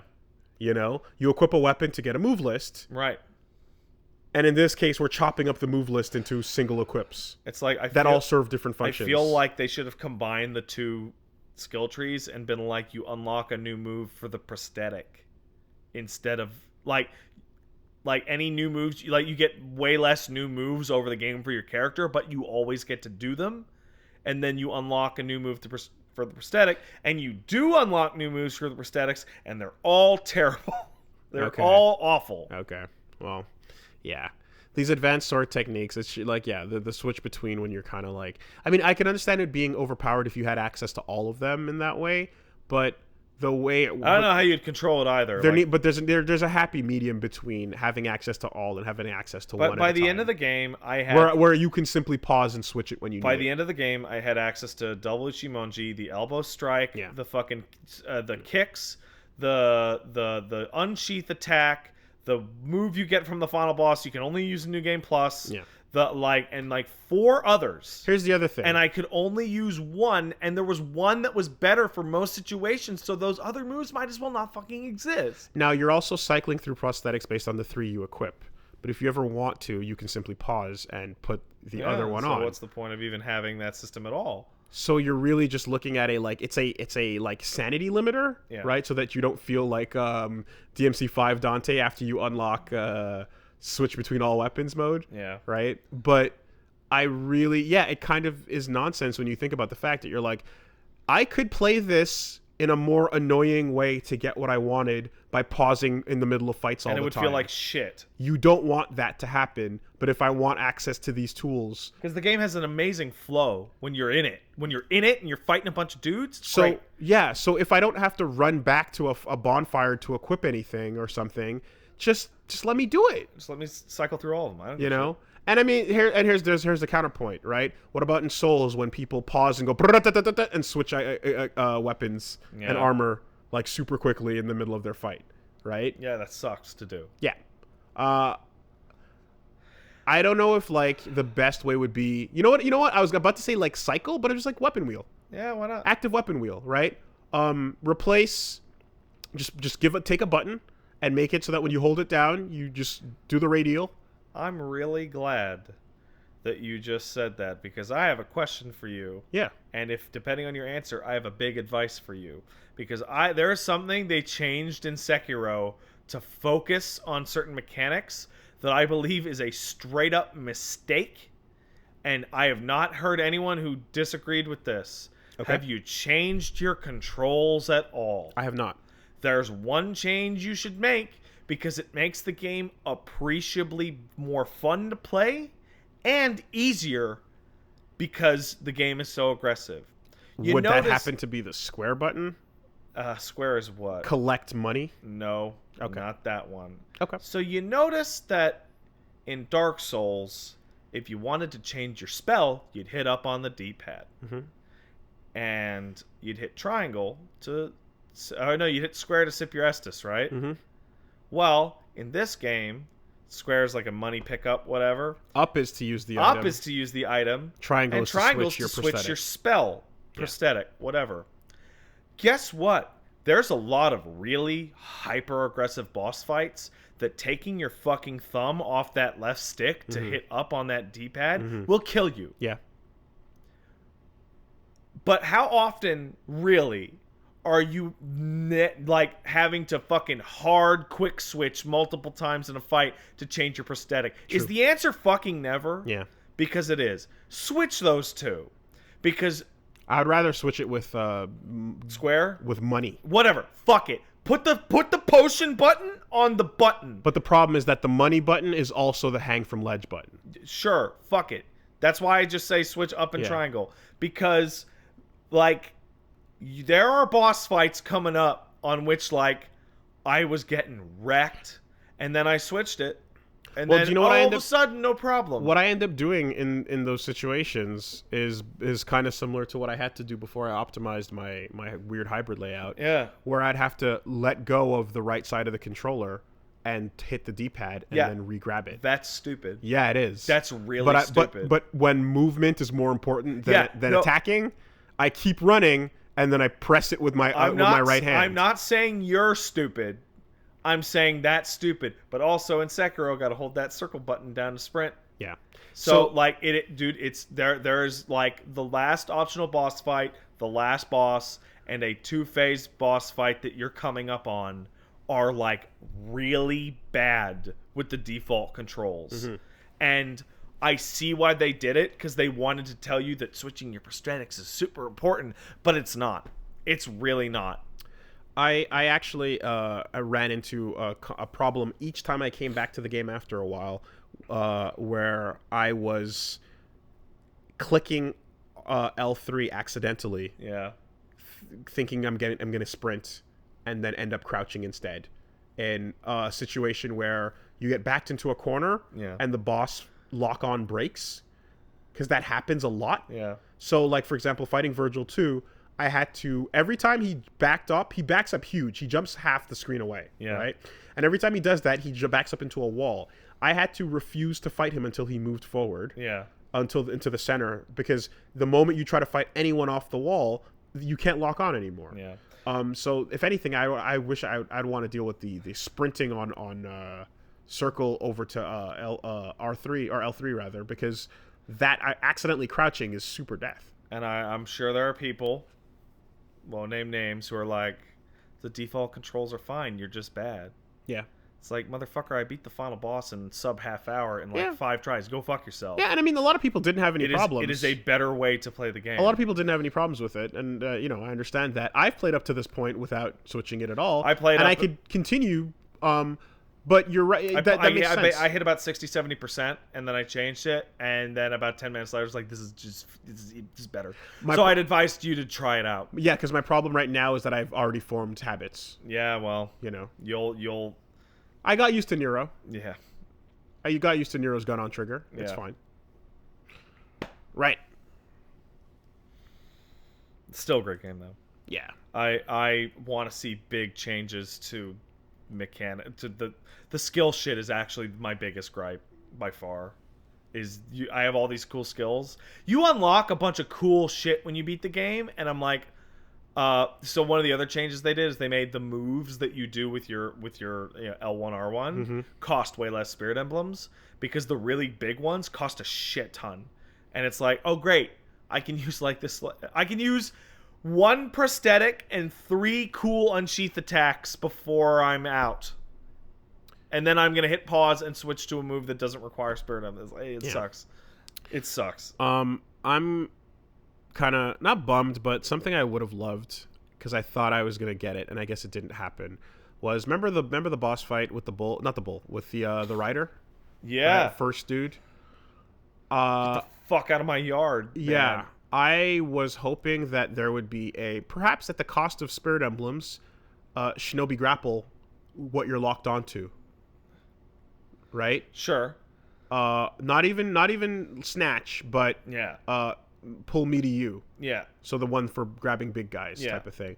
That's a mechanic that exists on every boss above a certain size. Yes. That forces you to back off. I would have loved to have it on anything except at the cost of emblems, so that it's not free. That would have been cool. Right? Because that feeling of grabbing on and jumping through the air to come in, because you get attacks out of the Shinobi grapple. Right? So just give me those opportunities to use it. That would have been so cool. Yeah, one of the upgrades is like, you can attack when grappling to a ledge, and it's like, I think I used that 3 times. How many enemies are standing right on the ledge point? Like, very few. Yeah. Exactly. Very few. And then the boss that calls for it, it's like, well, there's one and maybe another, but yeah. All right, well. Wooly, hey, if somebody wanted to check out your Sekiro shit and your other shit, where would they go, Wooly? Wooly Versus on Twitch and Wooly Versus on YouTube, and you would have to type out the word Versus. Yeah. But either way. It's not VS, it's VERSUS. And it's WOOLIE, but I'm not very hard to find. What about you, sir? Oh, if you wanted to see me be bad at video games or whatever, I stream almost every weeknight except for Mondays, and sometimes on the weekend over at twitch.tv/angryspad. Yeah. I sometimes guest star over at on the twitch.tv Peach Live stream as well. Mm-hmm. And you know what else we should do? Officially announce that we're going to be at RTX. Oh, yes. Hey, we're going to be at RTX. If you're at RTX, you can come say hi. Yeah. So, and then I'll wave to you. Down in the West Did we Texas. not officially announce that? Town of El Paso. We mentioned it here and there, but like we didn't do the hard confirm. Yeah. Right. Somebody asked me if I was going to be there. I was like, yeah, I'll totally be there. I didn't think anything even of saying it. Yeah. Yeah. So as we are partnered with Rooster Teeth, we are definitely going to be hanging out down there, and that is happening on the 5th 6th and 7th of July. Yes, July. Yes. So come on down. Come see us. Come hang out. We'll be chilling at the Rooster Teeth. Yeah. Bark, bark, bark. Or cock-a-doodle-doo. They told us we had to say that. They said you had to make chicken noises. Rooster Beast. I could see that. In fact, Sekiro has rooster beasts. It does. I stabbed the shit out of those fucks. No explanation at all. Like, the game doesn't even... I thought they would be the noise alerters. Yeah, I thought they'd be the things they that... just attack me. And then they just don't do anything. Yeah. So that's cool. Let's go into the news. Hey, before we do that, is it safe to take a righteous piss in your bathroom? You can take a righteous piss. As long as I go through that way, not this way? Yeah, you have to go through that way. I have to go through the back. Way. Yeah. Okay. I'll be right back. Because I gotta... Righteous piss. Yeah, man, dude. You know what I mean. The one that's like you're emptying out a bucket. A piss that has been blessed. Yeah, man. The priest touched your balls. You know it. And he blessed the insides, the contents, because that's where the pee is stored. We all know this. Yeah. Well, all right. While he does that, I mean, shit, dog. What am I to do here? Keep going on the fucking... I mean, I said my piece about Game of Thrones, and you know what? I'm definitely going to be going into a further discussion with like the actual spoiler things, and full on talk is gonna happen over on my channel once the show is done. I think I'm gonna sit down with Punch Mom, and we're just gonna go over it because there's too many like intricate details of like all the seasons. We're gonna have to kind of formulate the thoughts and put it all together, but it would make way more sense to have that discussion in a different way and literally go through this full spoiler cast. So because it doesn't really work here. What am I gonna do? Just kind of rant and go on myself? Come on, doesn't fucking But yeah, look forward to that. Further, I'm going to eventually do a Game of Thrones like full-on feelings about the whole thing when it's done. I'm probably going to do that with Punch Mom at some point after those credits roll, because like there's a lot. There's a lot of emotion. There's a lot of excrement. Yes. To wade through, to get to the old garden, Oh, I forgot. Also this week, you can find me talking some bollocks over on the Level Clear podcast once again. Nick went ahead and invited me and went on there and talked with him and Salty and Tough, and we had a grand old time, in which I found out that rat game coming out tomorrow, or today actually, looks really cool. It's a Plague's Tale. You seen that shit? I don't think I have. It's about a little girl in France who needs to escape from the rats. It's got rat physics. You know World War Z? Yeah. With the zombie shit? Yeah. Rats. With like, that shit with rats. Vermintide? No. Like actual rats. Like squeak squeak, I'm a rat.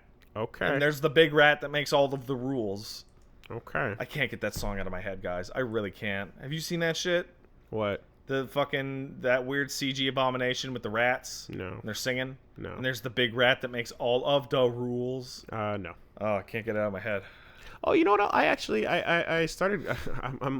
I'm about halfway through the Office, actually. What? I started to sit and watch the U.S. Office because I've always just been one of those jerks that everyone hates that goes, oh, the UK one. The England. Yeah, because I legitimately loved it, and I'm watching this one, and it's a very easy press next binger. Yeah. It's very much like 30 Rock, and it's very much like Parks and Rec, and yeah. Hey, fucking breaking news, right? Holy shit, The Office is an easy to watch program. Yeah. Still prefer Many people work still prefer the original though. offices. Still prefer the original. But I feel like British comedy is better suited to that like pathetic shit. It depends on what type of you want. Yeah, it depends on what you want it to be. That like, pathetic, miserable shit. Because like Steve Carell he's less cringe and more just stupid. Whereas I've seen Gervais in the original Office, and it's like I want to fucking die watching this. It makes me so uncomfortable. David Brent is uncomfortable. and Michael Scott is a buffoon. Yeah. very, very particular feel to the very, very, very particular type of cringe, you know.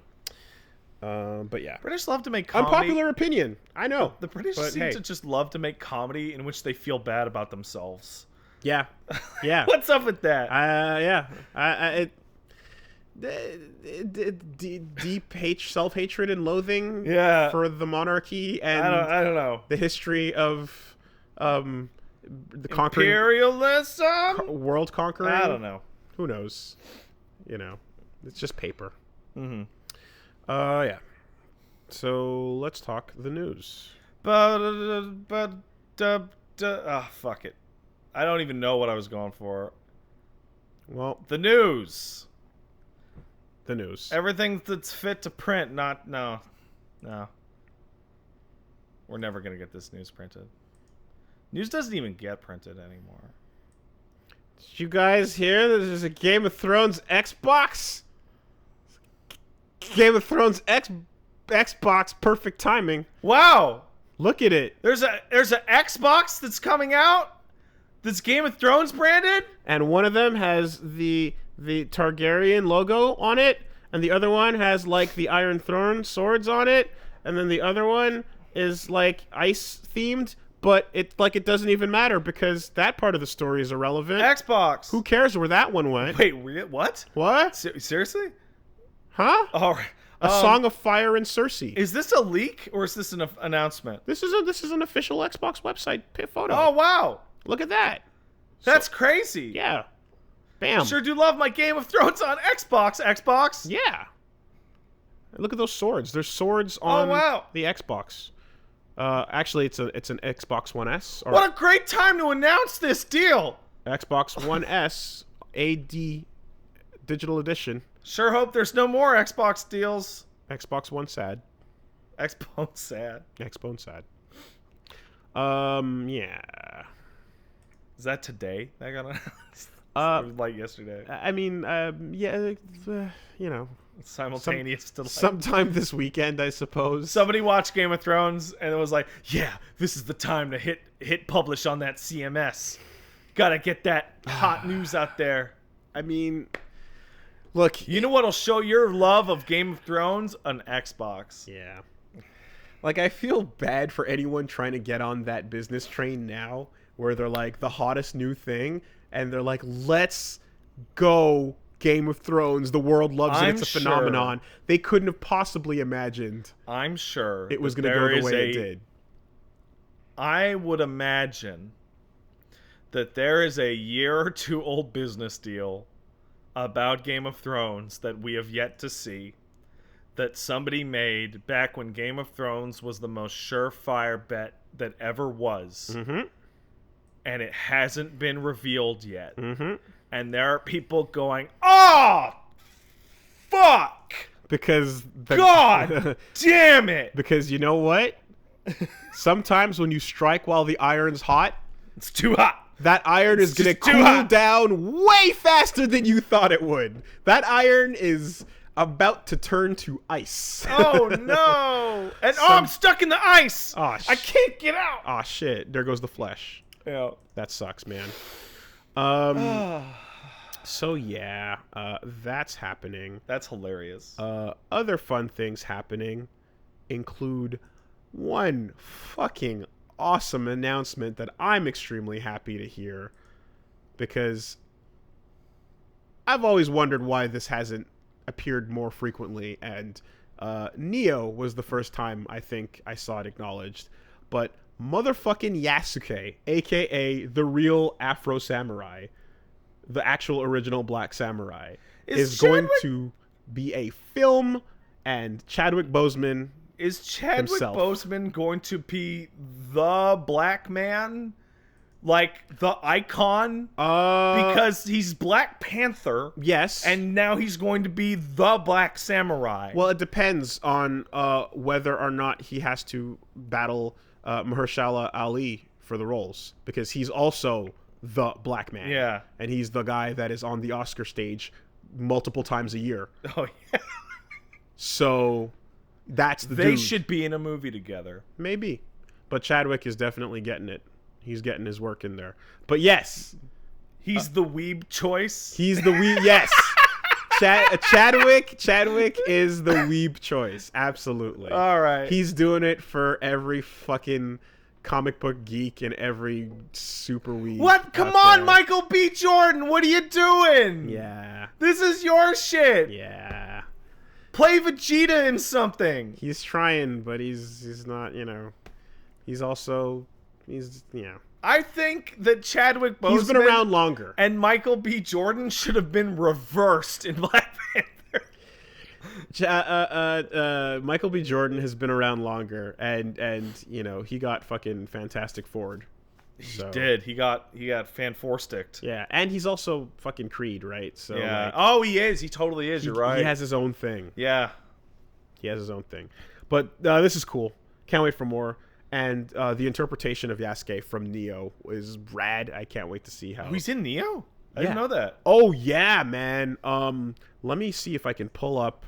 I didn't know he was in Neo. He's so fucking cool because you know how everyone's got their spirit animal. Yeah.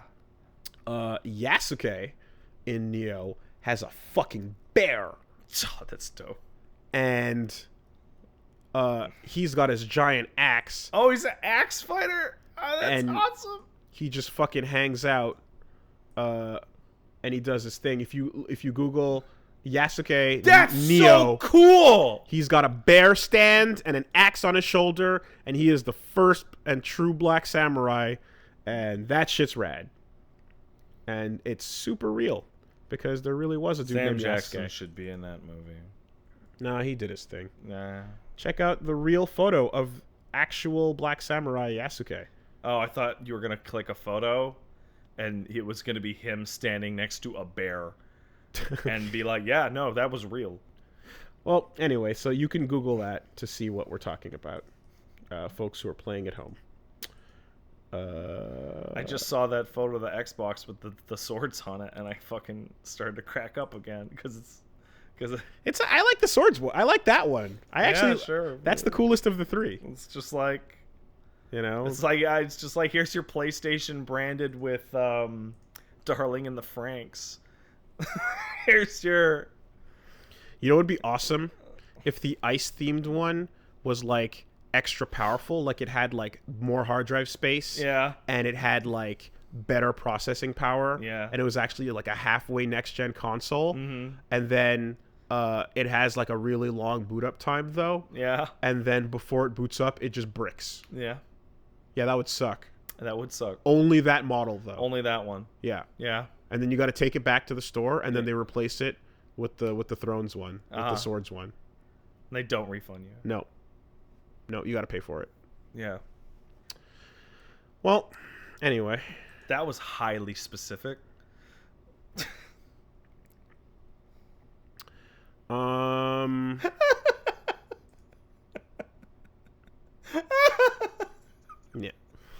I just said something really funny. Yeah?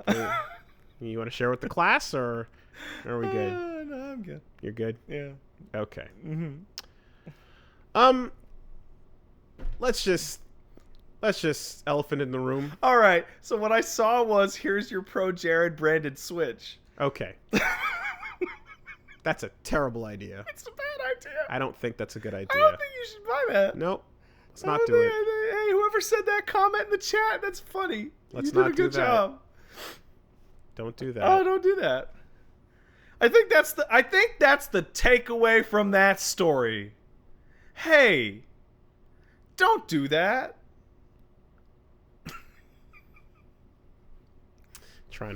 Yeah, you're trying to put the pieces together? Trying to click. Yeah.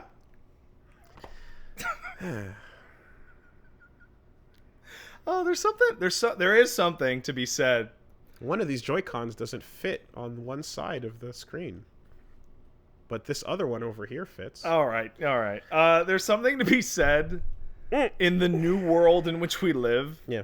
In which people in our profession have put out so much fucking footage and voice clips out there that when this shit hits, boy, it's fucking meme central like never was. It really is. And like I said, the reason why I brought up Elephant in the Room is because everyone is pretty much like, and it's like, This people, like, I hate this shit because it's people's personal lives. Yeah. And it's ugly and it's shitty and it's fucking just.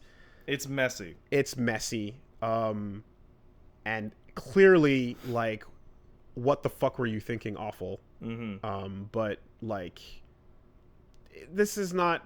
You know what I mean? How much you really want to sit here and go like get into that dirt? I'm not fucking drama alert. No. You know what I mean? We're not trying to Keemstar. We're not video game TMZ. We're not trying to do that. So hey, everyone at home. Sorry to hear that news. It really does suck. Be kind to each other. Don't be shitty. Don't be shitty. And do your best. We would like to just move on. Yeah. You know. I think there was definitely some big drops in terms of what Sony's showing. Mm-hmm. Because hey, we got a hot look at what's going on in the state of play. Final Fantasy VII, still a multi-part game. Do not think it is a single game. Maybe the fact that they didn't show anything outside of the first hour of the game in that trailer should have tipped you off. First game's gonna be Midgar. Whole game. You're gonna hit that. You're gonna. The final thing in that game hit the map. Is gonna be the boss fight after the fucking motorcycle race. Yep. Now here's the question: how long will Midgar be?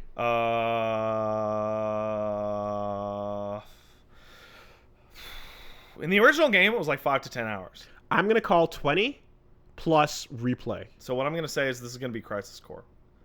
There's gonna be like the main shit, and that's gonna be 8. But then there's gonna be all sorts of side missions you could take in shit, and you know, like whatever. I think there's gonna be 20 plus replay. Yeah.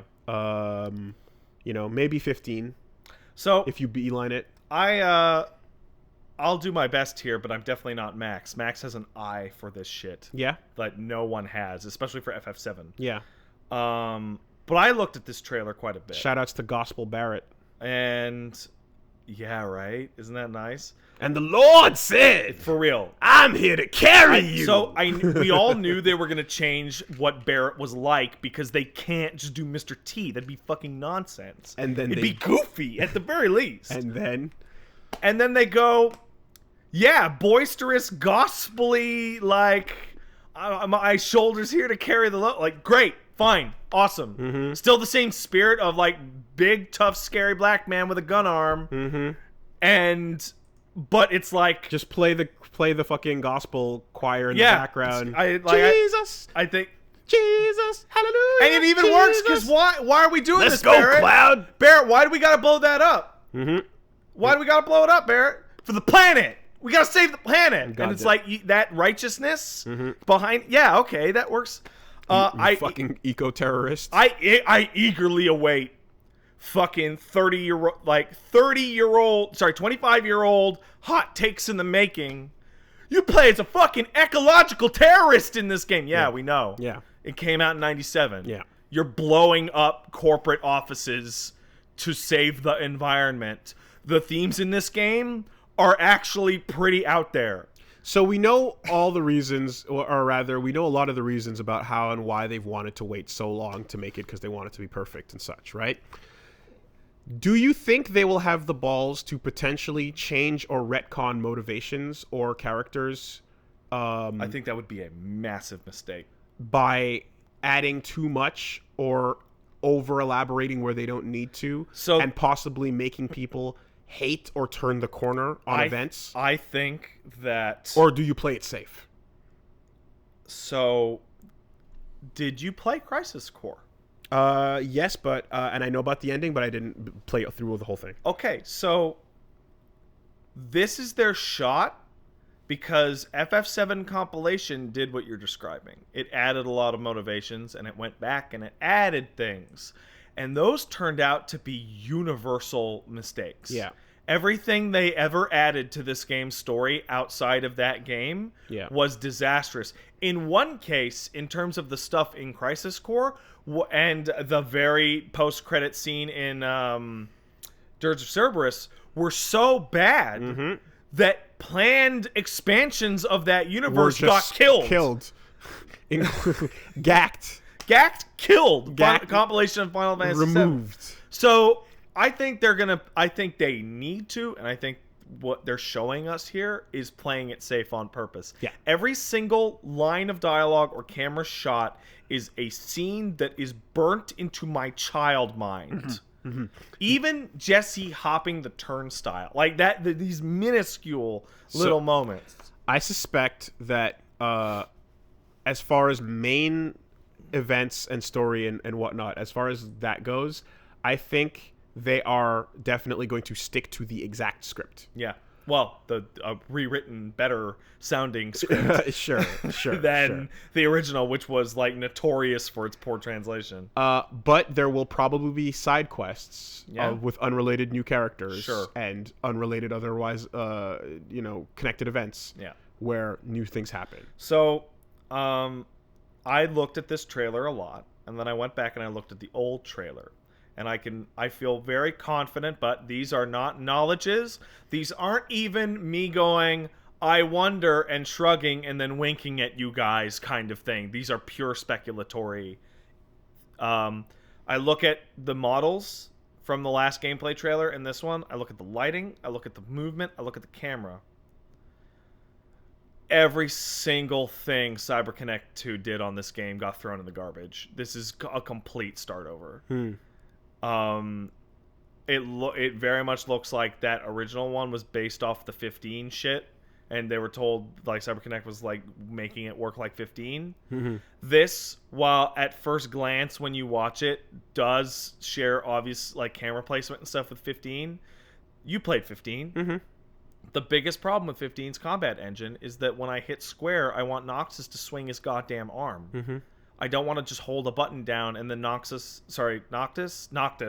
will just choose when he decides to fucking swing. It's deciding whether it wants to be an RPG or an action game. Right? And it felt really bad with a bunch of the different weapons, particularly the slow ones, because you'd hit it and it would play like Monster Hunter or something. You look at Cloud is swinging a sword like it's a fucking action game. Right? Now, it may not be the best action game. In fact, it probably won't. But there are people who work at that company that worked on Kingdom Hearts 3, and that game at the very least plays well. So, there's potential there. It could play well. Right? It could be fine. As long as it doesn't feel like 15, that's fine. Crisis Core actually played relatively well. It had that stupid shit with the slot machine, which was really bad. I don't know if you remember that. I do. But, like, when you hit X on Zack's attack button, he swung the fucking sword. Yeah. So it was fine. Yeah. And that's a low bar, man. But that is the difference between what's like Square is in the place where Square's identity is kind of tied to that attack item spell run kind of menu. You know what I mean? And they have to choose at any given point which they want people to feel. Yeah. And the choice to do one or the other as well, the auto attack versus pressing X to swing, is also a difficulty thing for people. I think that the most promising thing you see in that footage is you see Cloud block an attack with the sword. Right. Because I mean you played some Kingdom Hearts. You earn a move that's a block, and you have an attack. And that's really all you need for a decent roll. Yeah, but like you need a defensive option, a movement option, and an attack. And you can make a decent game out of just that. Also, you've got a party to play within this game. So, did you ever play 15 after the update they made that No. you can choose party members? No. Switching between them was awful.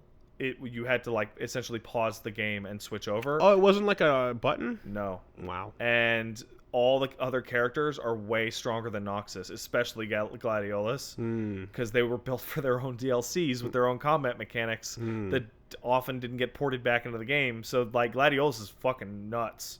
Okay. When you play that thing. Like, let me hit left on the D-pad and have the camera swing over to Barrett. Yeah. Let me hit left on the D-pad and have the camera swing over to Eris. Yeah, Eris. That's what I've been saying for years. I know it's Aerith. I know. It was always supposed to be Erisu, right? And then somebody pointed out that pointed out to Plague, you being like, yeah, it's Eris because of this, and the TH doesn't exist, is the same people who are like, no, it's Gatsu and Griffisu, asshole. And I'm like, all right, I'm not going to be that person. I'm not going to fight that fight. Isn't this a super solvable thing you can go by just tapping a dude on the shoulder and saying, hey, which did you mean? You would think and that. Then they go, Erisu. And then you go, no, but like... Well, there's a couple problems with that. Whose shoulder do you tap? Yeah. You tap Nomura's or Hinorobu Sakaguchi, the person who doesn't work there and hasn't worked there for like a decade plus. And then do you explain the letter problem or yeah. So anyway, it's not even that important. It's really not. I'll live. Just call her Eri. Yeah, hey, you know what's really important? And I agree with my rat boy Klemps, our friend of the show, Ratman Klemps, having a fucking titty-based meltdown on Twitter. Titty-based meltdown. Where's Tifa in that trailer? Where's she at? She's on the character select. You can see her in the party.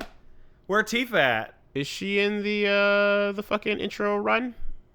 Intro run? When you jump? Is she... Oh, you get her before Eris, man. No, of course. What Aerith, I mean, no, I'm trying to remember if in the fucking the Mako reactor. The intro. It's the you intro, and Barrett. You and Barrett, and then you go back to the bar, and then she joins your party. Well, no, it's you and Barrett, and it's Biggs and Wedge.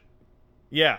And Jesse's there. Yeah, so yeah, and she's then not on that mission. No, but you meet her later. Yeah, you go back to the bar. Yeah, and then you guys talk on the playground. And then you do all that bullshit, and you go and then you fall through the fucking shit. All we saw here was Reactor. Yeah, and then some Sephiroth. But Eris is there. True. Yeah, you're right. She's in the party. Yeah. You're so right. Where's Tifa at? Yeah. Where's she at? Or, well, because Eris is selling flowers in the area. She's not in the party until. But she's not post second reactor. Yeah. So already that's. And also extra shit. This is like a goofy little detail that I like that they put in. They show like Eris in the party, and you're hitting cross slash, which is about when you would earn that limit break. Well, that means that then we already know that there's changes. If she's showing up in... No, it's just they just didn't show Tifa. She's in... When you look at the party list, she's in the party. They just don't pan the camera over to see her. Oh, there she is. Yeah, right there. Right. Okay. And it's like, well, where's she at? Is Sony afraid to show her? We haven't seen it yet. Yeah. Is Tifa banned on Sony platforms? I mean, I'm wondering if we're going to get, like, more or less Advent Children versions of like... the characters in terms of like the way they talk and whatnot. Like of that. I wonder if they're going to keep that stuff. I am terrified of getting Advent Children Cloud in this game. If that's Advent Children Cloud in this game is dog shit. Because the version of Cloud that we played in FF7 is a weird asshole who loves money and talks shit and makes bad jokes and all sorts of stupid shit. And the people in the party make fun of him for not being cool enough to say cool shit when the stuff goes down. Like was that how he was? He's a fucking dork, man. Yeah, I'm struggling to remember. I don't really remember his lines. He is standing out like edgelord dork ass. Because I was paying attention to it when I was playing Persona. I was paying attention to the personality of the main characters, but back then I definitely just kind of internalized it as I guess he's just that main character, quiet guy, and then the further and then the Advent Children and all the further stuff came out, and they really made him like this silent cool guy, and then Kingdom Hearts made him this silent cool guy. Every single thing that ever came out not after quite FF7. Squall, but still just stoic, sad anime protagonist. Yes, when it's like, no, the sunken shoulders. The whole point of Cloud is that he is a poser, trying to be cool when he's actually a huge loser. And Zack is the real deal. It does kind of make sense that in the storylines after that, he shows himself to be the total loser that he is and mopes. But in 7, he thinks he's cool. Okay. But he's really not. Because I'm saying both versions of Cloud you're describing are the opposite of Zack. Yeah. Right? Cloud's a fucking, I'd call him like a Genki protagonist. He's fucking cheerful and upbeat He's doing the squats. He's fucking, yeah, let's do it. I'm the hero. But that actually is like Wild Man Zach, who's boisterously laughing and being fucking direct and straightforward about what he wants and so on. So yeah, I don't know. Like how do I put this? Like, you know, in a situation in FF7 Advent Children Cloud, like if somebody asks him, "Hey, do you want to do the job?" He's like, "I guess I'll have to." I'll get, you know, and he'd mope about it. Yeah. He would say the same thing in FF7, but he would strike up like a weird pose and like look off into the distance. It's like, I guess I'll have, like he's fucking posing. Yeah. Here's why I don't think you're gonna get what you're asking for, because the identity of Cloud has been firmly solidified as what Advent Children and the every remake thing has shown us. So every Kingdom Hearts, every appearance in anything has been Cloud the Mope. Yeah. So I doubt they're going to switch that up now. The next trailer that they put out to this, like, here's the thing, right? There are like 3 or 4 like really simple interactions that he has in Midgar that you could just show and you would know which one they're doing. They very intentionally do the one with Aerith giving him the flower, and that's spot on. That's totally how he acts. He's like, but show him talking to Marlene, show him talking to show him that next trailer. I demand Cloud and Drag. And that's the one thing. That's the one thing that gives me hope, because Nomura was interviewed about it and he's like, we know there's a lot of goofy shit in that game, and we really think that it would be like dishonest almost to take a lot of those fun zany moments out of the game, so to fit later versions or whatever. I was gonna say it earlier and I forgot, but like a perfect example of scenes that will last way longer than they originally did. Yeah. With extra content. Oh yeah. Is going to be Cloud in the dress. There's gonna be a shot. There should be a scene of Tifa and Aerith like fussing over like his makeup, you know, and just like dressing him up like a doll, and he's embarrassed, and Barrett's giving him shit and all that. Spill like the tea. You know? Yeah. So and then someone will port it into that animation studio, and then everyone will be happy. There's no everyone will not be happy. There is no way this game will ever come out and make everyone happy. I have a feeling that this game is gonna get delayed and get delayed and get delayed and get delayed, because like Game of Thrones is it's the Omega. What would you call it? Omnishambles? Omnishambles was one. Right? Yeah. Omega Flub. Can't fuck this up. Nope. Can't fuck this up. But episodic means you get to steer correct. You get to error correct. No. Dude, Midgar is the most memorable part of that game. This is the one they need to Nothing get right. major. Nothing major. I'm not saying remodel areas, but I'm saying like there can be moments or slight directional cues or little things that they can steer to correct based on the reaction to Chapter 1. So you know what else is going to happen, right? One, this is coming out on the PlayStation 5. 100%. Yeah, sure. It might have a PlayStation 4 base, sure, right? But it's going to be... and when the 3 episodes come out or whatever, there's going to be collection of Final Fantasy VII, and I bet you anything they're going to go and stitch them, and take whatever mechanical shit they do in the last one and roll it back. Stitch them as in one continuous play experience? Yeah. I doubt it. No, I think they're just going to like go back to the main menu and load your save up. I doubt that. But no, you know what they should do, right? They should say insert disc 2. Yeah. Yeah. The thing is though is that like this would be the Gigabotch, right? If it failed. You waited 20 years to do it and then you fucked it up. Oh my god. But it only applies to the world of video games. Yeah. Right? There's a limiter on that. Yeah. That does not apply to the world of mass fucking media But TV. as far as the world of video games go, oh boy. You get no bigger. I cannot think of a single thing to be more terrified of fucking up. Sonic 2 remake, Mario. No, man. nope. It's Shit ton of Mario games. This is the one. Don't fuck this up. This is the one. And there's so many things they have to get right. Think of the granularity in which we're discussing the temperament of a character. Mm-hmm. And then every individual character has to have that same faithfulness. Including characters that weren't really well defined. And then you have to decide whether you want to make Kate Sith have that weird hick voice or not. Yeah. Hey, you know what? Let me ask you a question in terms of Or was it Sid? I forget who got it. Sid. Sid swears like a motherfucker. But the subtitles were fucking stupid. He's supposed to have a Kansai accent. Yeah, so they turned him into a country boy. Yeah, sure. So let me ask you a question. People at home who remember FF7, there's a scene so we're talking Popeye figures. We're talking pre-rendered backgrounds. The characters in any particular scene range from like an inch tall to the whole screen, depending. There's a scene in which a young woman, Aerith, is afraid that she might get horribly fucked by a horrible tiger monster. And the fact that and all we need to show is a tiger monster in a cage with her.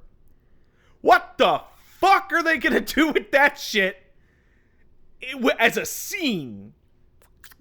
Yeah. Yeah.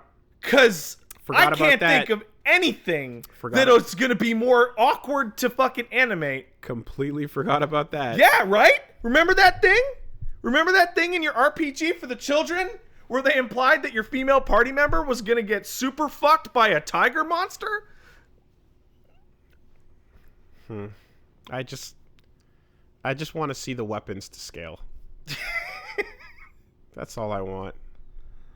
Show me Ruby weapons to scale. You know how they do it? Hojo says show me Omega weapon to scale. Hojo says the shit. They drop Nanaki in the fucking tube. Aerith looks at him and he's scary and he growls and then he immediately talks. In like a second. Like immediately. Right. There's no right away. Like he tells her, "Oh, just calm down." Yeah. And then they bust out. Just get away from that as fast as you fucking can. There's all sorts of crazy shit people forget about. You remember the Bumblebee Inn? Remember Cloud with those buff dudes? No. There's a scene where Cloud goes into a fucking buff dude sauna and it blacks out. And then he wakes up surrounded by a shit ton of buff dudes and they go, "That was great, wasn't it?" And there was a bunch of sound effects when it was blacked out. And there's cut content that people have found on the disc from that shit. Remember when Tifa and Cloud fucked like rabbits underneath the airship? Out in a field? That happened? Yeah. Totally. Damn. What are you going to do with that? Like, there's so much that you don't have to show because you have Popeye characters and pre-rendered backgrounds. Yeah. Hey, no, for real. Remember that scene? I don't. Remember that scene? I don't remember much. Remember when... I thought I did. When Cloud goes nuts and he goes full-on MMA on Aerith? And just beats her up. Where? In the Temple of the Ancients. When he loses control. He knocks her down to the floor, and the Popeye arms are swinging. And left, right, until somebody pulls him off. They're going to include that shit? I can't even imagine. I bet they're not even talking about that, because that's Disc 2 for sure. Pat, you are presenting some very difficult problems. I know, right? And they're not very comfortable. And I think everyone at Square would appreciate if you stopped. There is crazy shit. What do you do? You are a girlfriend beating eco-terrorist amnesiac in Final Fantasy VII. What do you do? And that scene has to happen because that's how Sephiroth gets the MacGuffin. You make it so that like you said, where he starts talking, Red 13 starts talking right away. Yeah. You give it the same moment. Yeah. But you stop it before. There's just one backhand. You stop it before it goes too far. Right. But the spirit is there. Go back and watch some of this shit I'm talking about, and then pretend a fucking lavishly created CG movie out of that shit. You'll blow your fucking mind. Or she dodges and then it goes woo. Oh, and then, yeah? you know, Yeah. and yeah, you kind of. Wow, I completely forget a lot of that. Much shit in that game, dude. Damn. I'm just like, hey, remember when he turned around and walked into the fire? Yeah. Yeah. Yeah. Yeah, that Yeah. happened. Are we gonna see the burnt, charred corpses in that scene? Oh yeah, you are for sure. Is his mom's legs gonna snap from the flames as she turtles through the front door? I mean, it might not be Attack on Titan, but it's gonna be bad. Oh yeah, for sure. And you know what? You know what, man? And the Vincent basement. There's the Vincent basement. God, I think this is a fucking deep memory, so I might be wrong, but I'm pretty sure after all that shit at Midgar, you get to Costa del Sol, and Hojo is chilling on the beach in his lab coat, and you go up to him and he's like, "Sup?" Despite all that shit that happened. Like, did that happen? Is that a fake memory? Okay, that did happen. He totally does. Yeah. Like, well, maybe this is what took them so long. Arguing about how to actually handle. How hard should Cloud beat his girlfriend? I don't know. She fights. She can defend and dodge and use great gospel. Yeah. To heal herself. Yeah. Okay, maybe this is out of my ass, but like Vincent and Yuffie, there's no way you're getting through that game without them being mandatory. They're not going to do what they did the last time. Oh, optional characters? Optional characters? Fuck off. You're going to make a character like Yuffie and Vincent especially, and be like, oh yeah, it's a bonus. I think so. No. I think they'll make a hard hint, like a super hard hint about because I can see it being a problem. People are like, yeah, I want to play like I did without them. Let me do that. I think it'll be like you have to choose no to turn them down. I don't think so, because like think of every group conversation, but you didn't pick up Vincent. Oh, Jesus yeah, Christ. think about that. Oh, fuck. Wow, yeah, okay. Fair, Also, yeah. Vincent is more important than almost anybody on the team. I mean, there's already the whole like party conversation for the people you're active with. Yeah. And then there's the everyone standing around. Yeah. A PPS? Yeah, whatever. Whatever. PPH? No. Something. Anyway. Yeah. Shit. Oh man, that's hard. Okay, well anyway, this game is going to piss you off, but you're still going to probably love some other parts of it. But there's no way it can do what your brain wants it to be. Because people had unique experiences that weren't the same thing. It can't do that, but it can be pretty good. Yeah.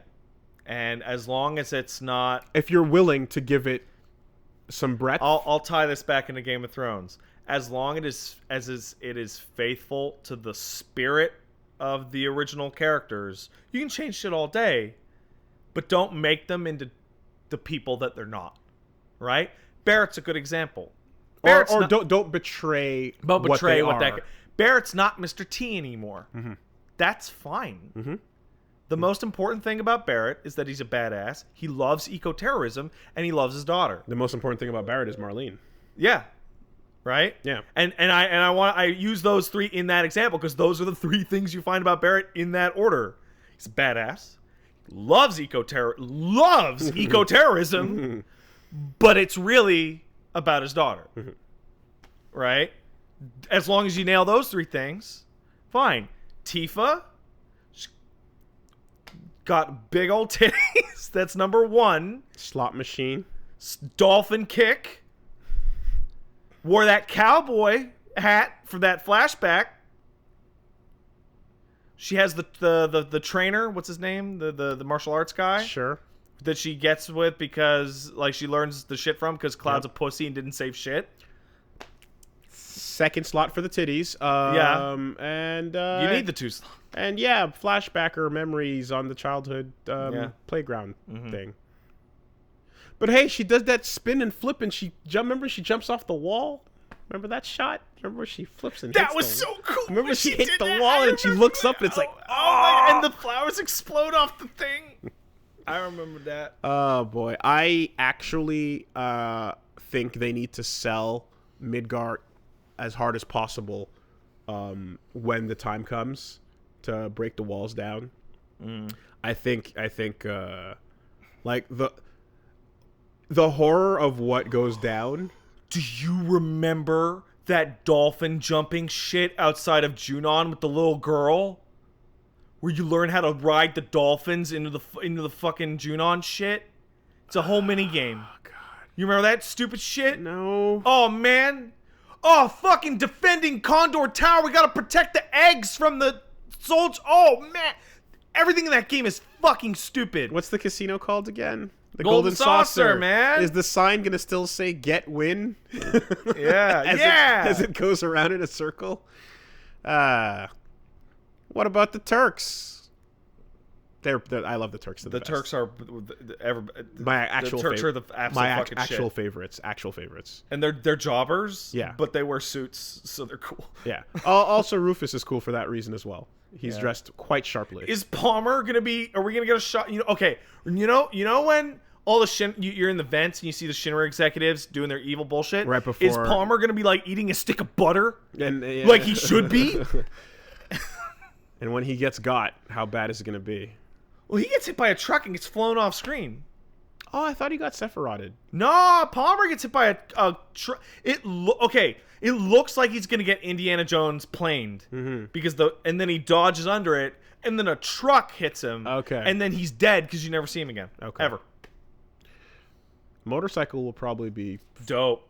Cool. Yeah. Yeah. Totally. Looking forward to that. Motorcycle shit. Maybe we'll finally get to do the big exploding flippy slash motorcycle thing from the movie that didn't exist. From the shot that wasn't in the movie that didn't exist. Oh man. Oh boy. All right. Well, anyway, Final Fantasy VII. I eagerly await. That's a big one. Every potential piece of news ever about more will be at E3. Yeah. And I would really like for them to have a person on a stage with a controller in their hand and do like a 8-minute little, hey, this is Cloud. You guys might know him. And walk around a room and hit an enemy. This thing's going to pull people that are in their 40s back. You know to see what's going on. You know my buddy Evan? With this whole video game thing. You know my buddy Evan? Yeah. You know how he barely plays video games because he's a total normal guy? Yep. Fucking called fuckings up the other day saying, hey, how much is a PlayStation 4? Yeah, exactly. Because this found its way to him somehow. Yeah. People with families that are out of the game literally are going to be moving units on this fucking game. And showing their kids. People are going to be coming back from, normal people who left this video game baby shit behind to go have real lives and careers. Correct. Yeah. They're hearing about it and going, oh, wow. And showing their kids. Yeah. All that fun stuff you just described. Yeah. That they assuredly don't remember. I don't know what, I played that game a lot, so I remember probably a lot more than the average person who played it 25 years ago. But there's more that I'm forgetting. There's lots more. Well, God bless Final Fantasy VII, and God bless Medieval for trying to follow the act that is FF7. They really shouldn't have done it in that order. Because how are you possibly going to really follow up FF7? Now, I'm going to talk about this. This is an exciting thing that we knew was coming, but Sir Dan just doesn't have. Just doesn't rate the same way. The rank, he doesn't pull rank like Cloud does. Also, I gotta say, I'm gonna point this out probably every time I ever see it. So apologies if you get annoyed, guys. I think it's really disconcerting when we see a gameplay trailer that runs like shit. I think it's really worrying when you're watching the hype trailer and you're looking at the stage like fall apart in front of you and chug along. FF7 closed the show? My mistake. Oh, it did? Okay, good. Thank God. But you know what I'm talking about, right? Mm-hmm. Where you're looking at it and they do the pan or they run through the level and it's like at 15 frames a second for that one shot. And you're like, what? Is this game even ready for a trailer? It's weird. Well, This is the complete opposite of the FF7 trailer in terms of how much gameplay you're seeing. All gameplay. Because that's what Medieval is, really. That's coming soon-ish. This year. And then he'll be in Smash. And then Sony will just give up. Dante's fucking coming to Smash. Dante's coming to Smash. Is that even a news item? No. Or is it just... Because they... It's not a news item, it's a feeling. It's not on the docket because it's in the air. Devil May Cry 1 comes to the Switch. Nothing else. Yeah. What? That comic of, like, the doors. Oh, yeah. Dante can't be in Smash because he's got realistic guns. Blood on the fucking ground. Dante can't be in Smash because he's in an M-rated game. And Dante about to walk into the door that says Dante can't be in Smash because there's no DMCs on Switch. Yeah. Okay. I would mark out if it was DMC 1 Dante. And they went and got Drew Coombs. That would be bullshit. That would be so upsetting. That would fucking... Oh my god. Could you imagine the oh god, yeah, no. That'd be awesome. How you gonna do my boy like that? That'd be great. How you gonna do my boy like that? Ruben would throw a shit fit, dude. That's wild. The aliens took my role. That's wild. Okay, so yeah, there's a couple of things as well. We had the Medieval trailer. Then we got some more details on Iceborne. Coming out September 6th, the Monster Hunter World expansion. Moose Monster! There you go. So, how you feeling about Iceborne? I feel good. Some of this would have flown over your head because you're not, they put a teaser at the... So they did this trailer, and then later they did a demonstration, which I'm going to talk more about that, actually, because they showed off a lot more. We got a Moose Monster. We got what is essentially an Ice Plesioth, or an Ice Laviosoth, or whatever. We got the new flagship, was a Ice Elder Dragon. So, Wooly, you're familiar with Shaladora. It's the wind asshole, the wind Elder Dragon. The guy that's all metal. There's Teostra, which is the fire bitch. There's Nergigante. Yeah. Right? And then there's the metal dragon that... wind. Right? Okay. He used to be ice. Okay. And everyone was like, how come he's not ice anymore? How come he's just wind? Because this is the new ice guy. He's the new Elder Dragon who's an ice guy.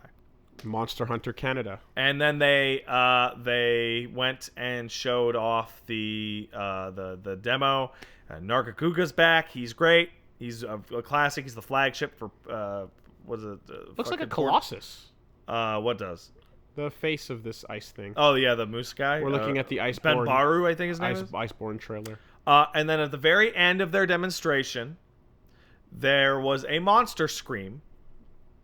And it is a Tigrex, which is the other big fan favorite. It is a very angry boy who yells. And he... there's a bunch of... How do I put this? You know when Street Fighter V came out? We talked about it when it first came out, about how the list was slow and it didn't have a lot of the fan favorites. And Sagat wasn't in Street Fighter V. Yeah, and then the compilation game had all the fan favorites. Right. Tigrex is Sagat. That is the one-to-one in my mind. And it's like, oh, good. Tigrex is here. I remember... Good. Well, I remember when that wasn't the case, because it sounded like you were upset about no Zenogre. Zenogre is also... So, for the longest while, that was your complaint. Nah, maybe that's what I said, but, Tigrex is just...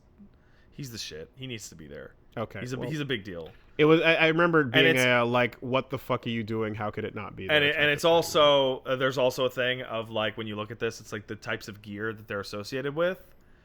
Zenogre's another lightning guy, but Tigrex has a weapon type that is missing from the game that needs to be in the game. So the inclusion of it includes a new weapon. Yeah. Also, the other thing that you can speculate if you're a big fucking nerd is the way monsters get added to these games is based on their skeletons. Does their skeleton exist? You have just unlocked an entire type to be in the game, right? So this is an ice expansion, and Nargacuga and Tigrex's skeletons are going to be in the game. That means there's going to be a guy called Barioth, who's like a saber-toothed tiger wyvern, basically. But more than that, Wait, what's the big toothy fucker called again? Well, there's a lot of big toothy fuckers. Sorry, the one who looks like he has a tooth on his head. With the name that's like what you just said.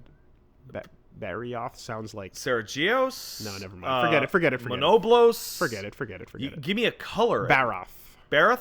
Baroth's in the game. Yeah, so what did you say before? What did you Barioth. say? Okay. Yeah, I know. I know, dude.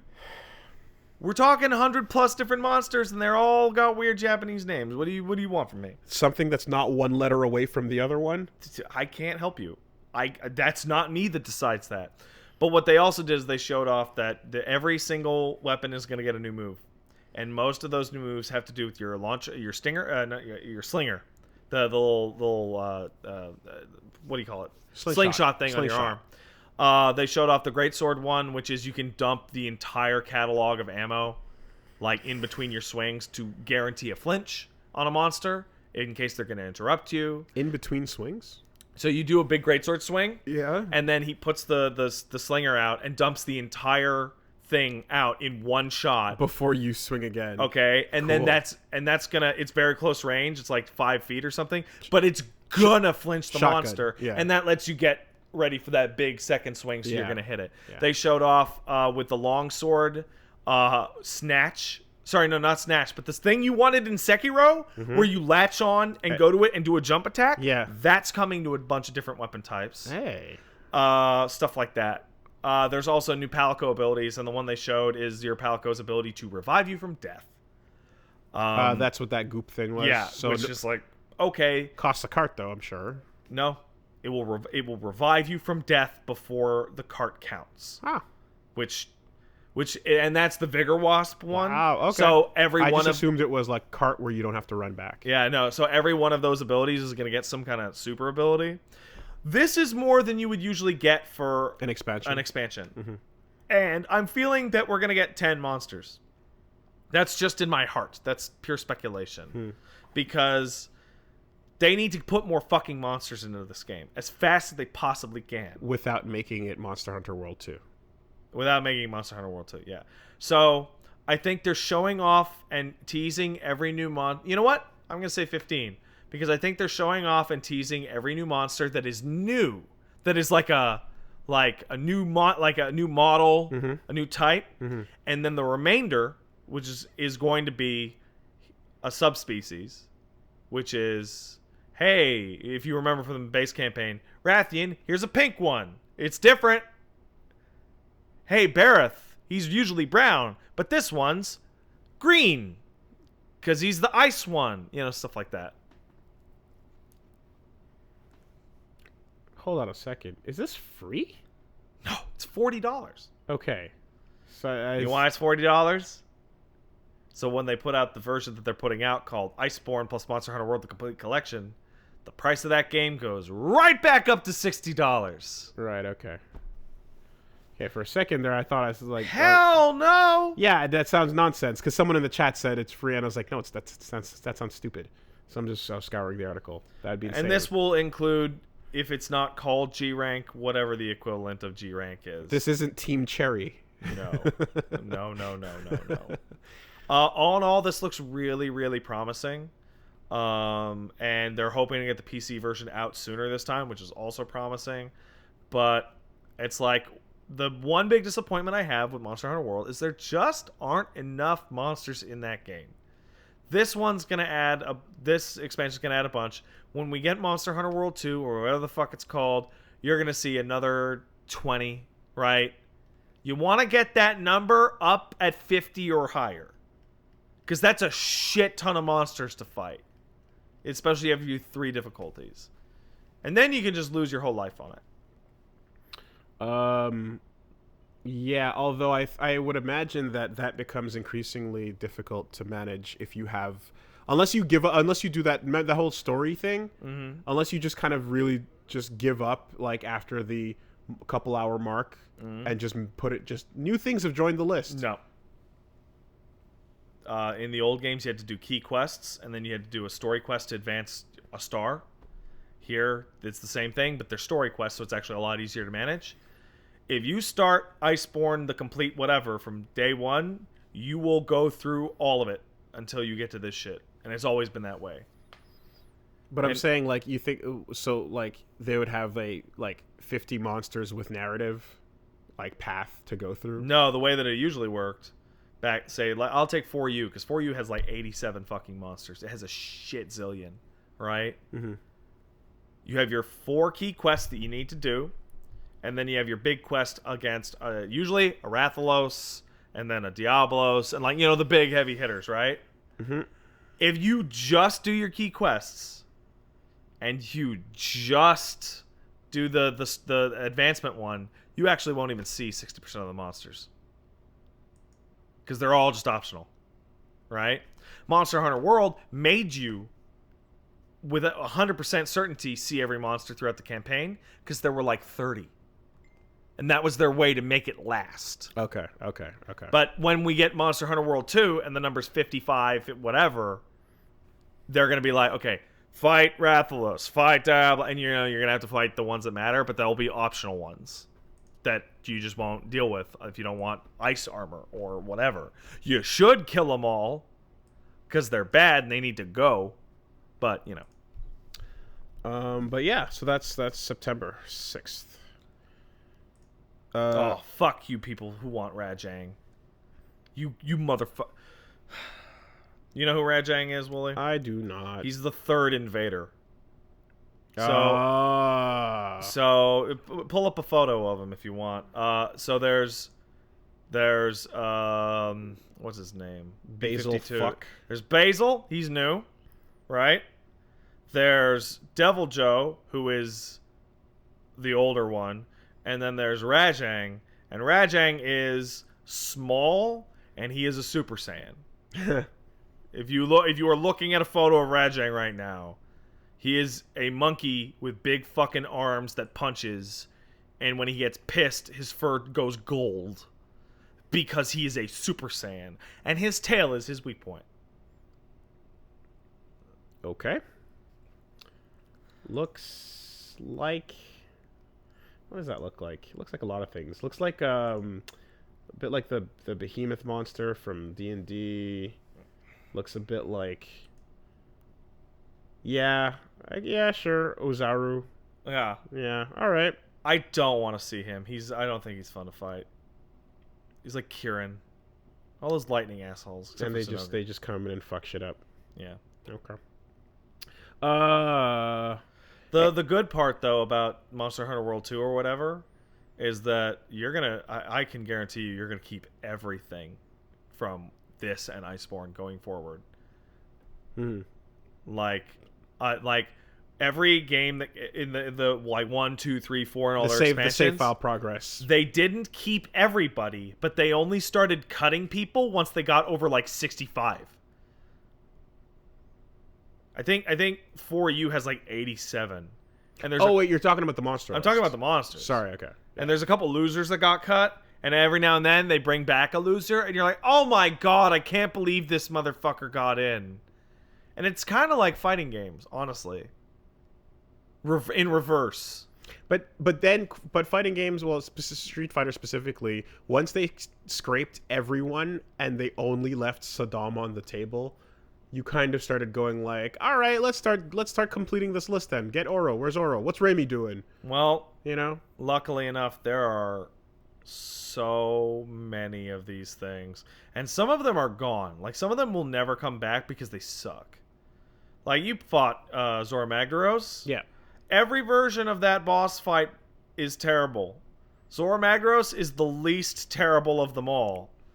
And until they make a good one... Of the stage bosses? They're not going to come back. Yeah. Yeah. They're terrible. Speaking of stage bosses, how pointless was that stage boss in Pikachu? That didn't do anything. That went nowhere. I just remember how it just... dramatic.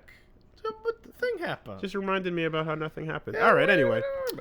So anyone who's been keeping up with Tetris 99 might be happy to find out that, one, it's getting an offline mode. Cool. So you can play against 98 computers to practice, which is fun. That's cool. And two, the next online Grand Prix actually has a prize that's, instead of 99 points that are whatever hard locked to anywhere not Quebec, fuck you, Nintendo, they're giving away a theme for the game that turns it into the retro style Game Boy green colors if you get over 100 points. So that's not too hard to do. Play a couple games, win one or two. You can make it up there. And that's going on. So, hey, Tetris 99 getting updates, getting content, getting stuff. And I think as well, I heard that they're making a $10 optional purchase that gives you that mode I was describing and some other stuff. But basically, it's free to just play online against other people, but they're finally going to start monetizing it, which I fully support because fuck yeah. Tetris 99. I was wondering how this thing was going to make money. I was wondering. There it is. And it's surprising that they roll it out later instead of like at the initial launch hype, because certainly people have dropped off. Yeah, so it's Tetris. Yeah, but it's kind of like if you want to maximize, then you want to have this available in that window, you know? So strange that they went about it this way, but cool. I'm glad they're supporting it. I'd like to have a news flash from our correspondent, Mr. Plague of Gripes. Sure. In response to shit that you forgot about in the FF7. Listen. Hey. When we don't need to talk about anybody taking any knots, thanks. Oh, no, just because it's from Plague doesn't mean it's about that. Okay. Two things. One, an image I sent to your phone. And two, you know when Cloud and Tifa were making it, everyone on the airship was like, had their face pressed to the glass watching them the whole time? The whole time. They were all getting a show. Thanks, Eli. Wait, what? Hold on a second. I'm so confused. Back on the airship. Yeah. Okay, so you know... So one's the image I just sent to you on your phone. Yes. Right. And right. Two is when Cloud and Tifa are doing it under the airship. Yeah. Everybody's looking out the window and watching them. Yeah. And then you go back to the airship and they're like, "What? You were watching? What the fuck?" And they're like, "Yeah." Looks like Tifa's been hanging out with Gohan. That's good. I like that. FF7's a crazy game. It's a crazy game.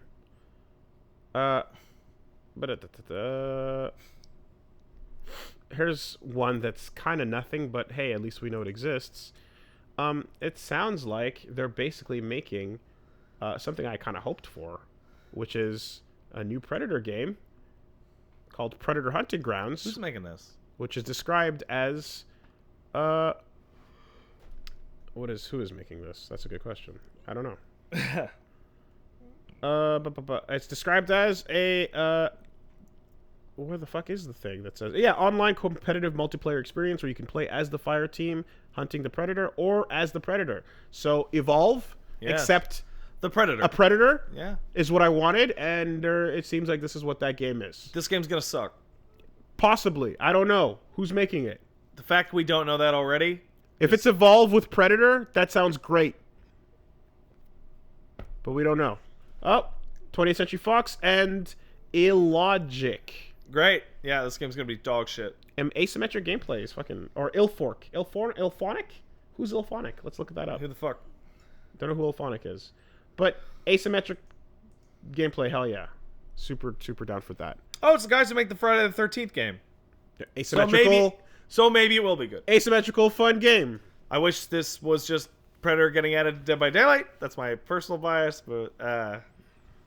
That's a good pedigree. Yeah. Probably the only team that, aside from the DVD team, that I'd be like, yeah, okay, has a chance. No, I'm Evolve was bad, Willie. I'm saying the idea of a team fighting against a powered-up character that can hunt you is a fun concept. Left 4 Dead did it. Obviously. Everybody liked Left 4 Dead. Come on. Guys, come on. Yeah. So get with it. And Friday the 13th was fun. I did enjoy playing that for a little bit. Obviously, if that, like in those games, you're just running to survive. You can't really fight back. In this game, you're soldiers. Yeah. So, but you're fighting a really, really powerful.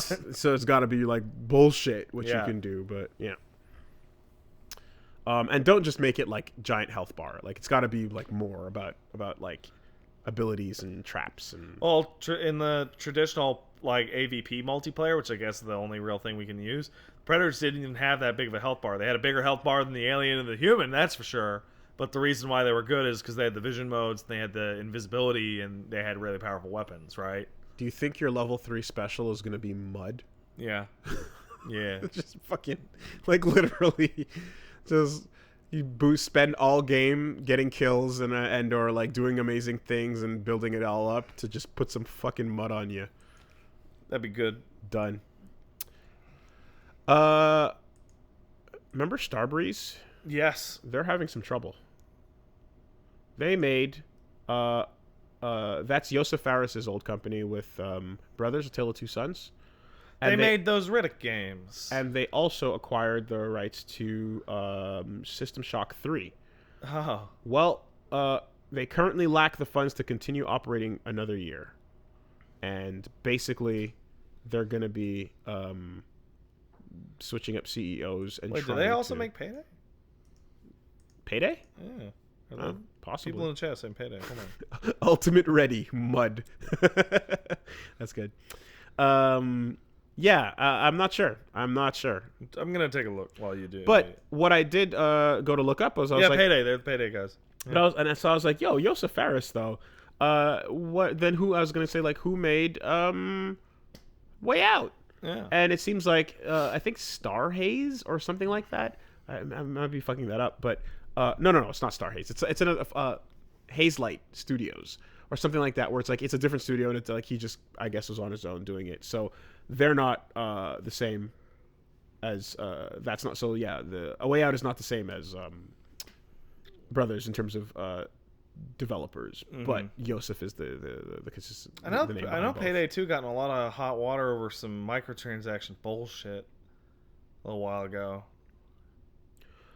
So yeah, it seems like they have a year to turn it around, but otherwise it looks bad. Man, System Shock seems like a fucking cursed IP. System Shock 3's license got returned, so they don't have that anymore. System Shock Remake is fucking all sorts of fucked up. Overkill's The Walking Dead. Yeah, the thing is, this is a bit. It's weird to hear this before it actually happens. Usually the company just goes right under. It just goes under. You don't announce it a year out. Yeah. So this is like, give us money, please. I'm possibly angel investors. Holla. Maybe. Holler at me, man. I have money. So there's that. And there's a couple of quick little weird ones. Fucking the Ghostbusters remaster game. What? Just got rated for Xbox One in Taiwan. Sure. So they might be bringing this thing back. Okay. Which I remember people saying good things about. I didn't touch it, but I heard it was alright. I heard that the Wii one was actually the best version. Oh, where they're all like kind of like cartoony? Yeah, and it was like, because the motion controls were cool for, right, proton packs. Right. But yeah, no, I heard the Ghostbusters game wasn't bad. Mm. And it was Gears of War engine, right? Or like it felt like Gears of War or something like that. We're like Ghosts of Bust. Thanks, everyone. Thank you. Yeah. There's some sort of Gears of War connection. I forget what it was because it was like 10 years ago. But yeah, people did say good things about it. What's up? I was just laughing at my terrible joke. Okay. That's it. Well, while you do that, let's talk about some closed betas. If you guys want to try out Code Vein, that's going to have a closed beta that you can sign up for later in May. That game came back out of nowhere. I thought it was dead. Well, yeah, because they're basically wrapping up for more, information and stuff, right? So, silence in development does not mean dead. Apparently, they gave everyone tiny hats. But Anime Head Dark Souls Yeah. is going to be doing an open beta, so yeah, you can sign up for that. And I believe... what's the dates on that exactly? Where'd it go? Shit. Registration... Here we go. It's sometime this month. Anyway, whatever. Code Vein, if you're looking, I'm interested. I want to know more about the fucking. There's always the possibility that one of these games is going to be the one that's actually a pretty decent clone. Anime Souls. It hasn't really happened yet. You said good things about Diesel Souls. The Surge. When I played it for a while, and then I got to the 3rd level, and I was like, I thought you beat it. No. You get to you get to that 4th level, and enemies have flamethrowers, and all of a sudden the game becomes anti-fun. That's sad. That's very sad. It is sad. It's always been in the back of my brain. And then the other closed beta is for Granblue Fantasy Versus, aka New Arxis Hotness. Again, New Arxis Hotness. Yeah, May 31st to June 1st, and you can sign up for this one as well to get in there. And this is a fucking Arxis fighting game, man. Yeah, what do you want me to? It'll probably be pretty good. And it's got all that side money behind it, so yeah, side holy money. Shit. This thing's gonna be fucking huge, whether anyone likes it or not. You want to talk about shit buying its way onto the Evo main stage? This thing bought its existence. Like, guaranteed. Yeah, guaranteed. No question. Gonna bump Street Fighter out of the way. So yeah, signups for that as well if you want to get in there and see what it feels like on May 31st to June 1st. By the way, is the other Arxis fighting game news in our docket today? It certainly isn't. Okay, so Xbox big fucked up and announced the last fighter for Dragon Ball Z Fighters. You want to hazard a guess if you haven't seen? So we just got Kid Goku. We know that the Broly characters are coming as the final 2, but you're talking about the one before them. No, I think it was the final character to get announced. There was another one. No, because they had the whole set, and Broly and Super Saiyan Gogeta are at the end of the list, and the leak list was saying Kefla. Yeah, it's Janemba. What? Confirmed? Yeah, so they leaked it out, and then people were like, what? And they're like, no, we said it's cool. It's going to be Janemba. Whoa. Which, like... I didn't expect that. I'm super happy about That's cool. Him and Broly are the 2 movie characters that matter. Oh, cooler too. Wish it was the Saiyan girls. Yeah, well, they're not getting in. The dream is dead. For what reasons? Because Janemba was in DBZ movie 13. Made such an impact. It did. The fact that people still talk about him. Talk about Janemba. The fact that he was in one thing One ever. fucking movie. Oh my god. Like Cooler's in the game. Cooler was mentioned once. He was in...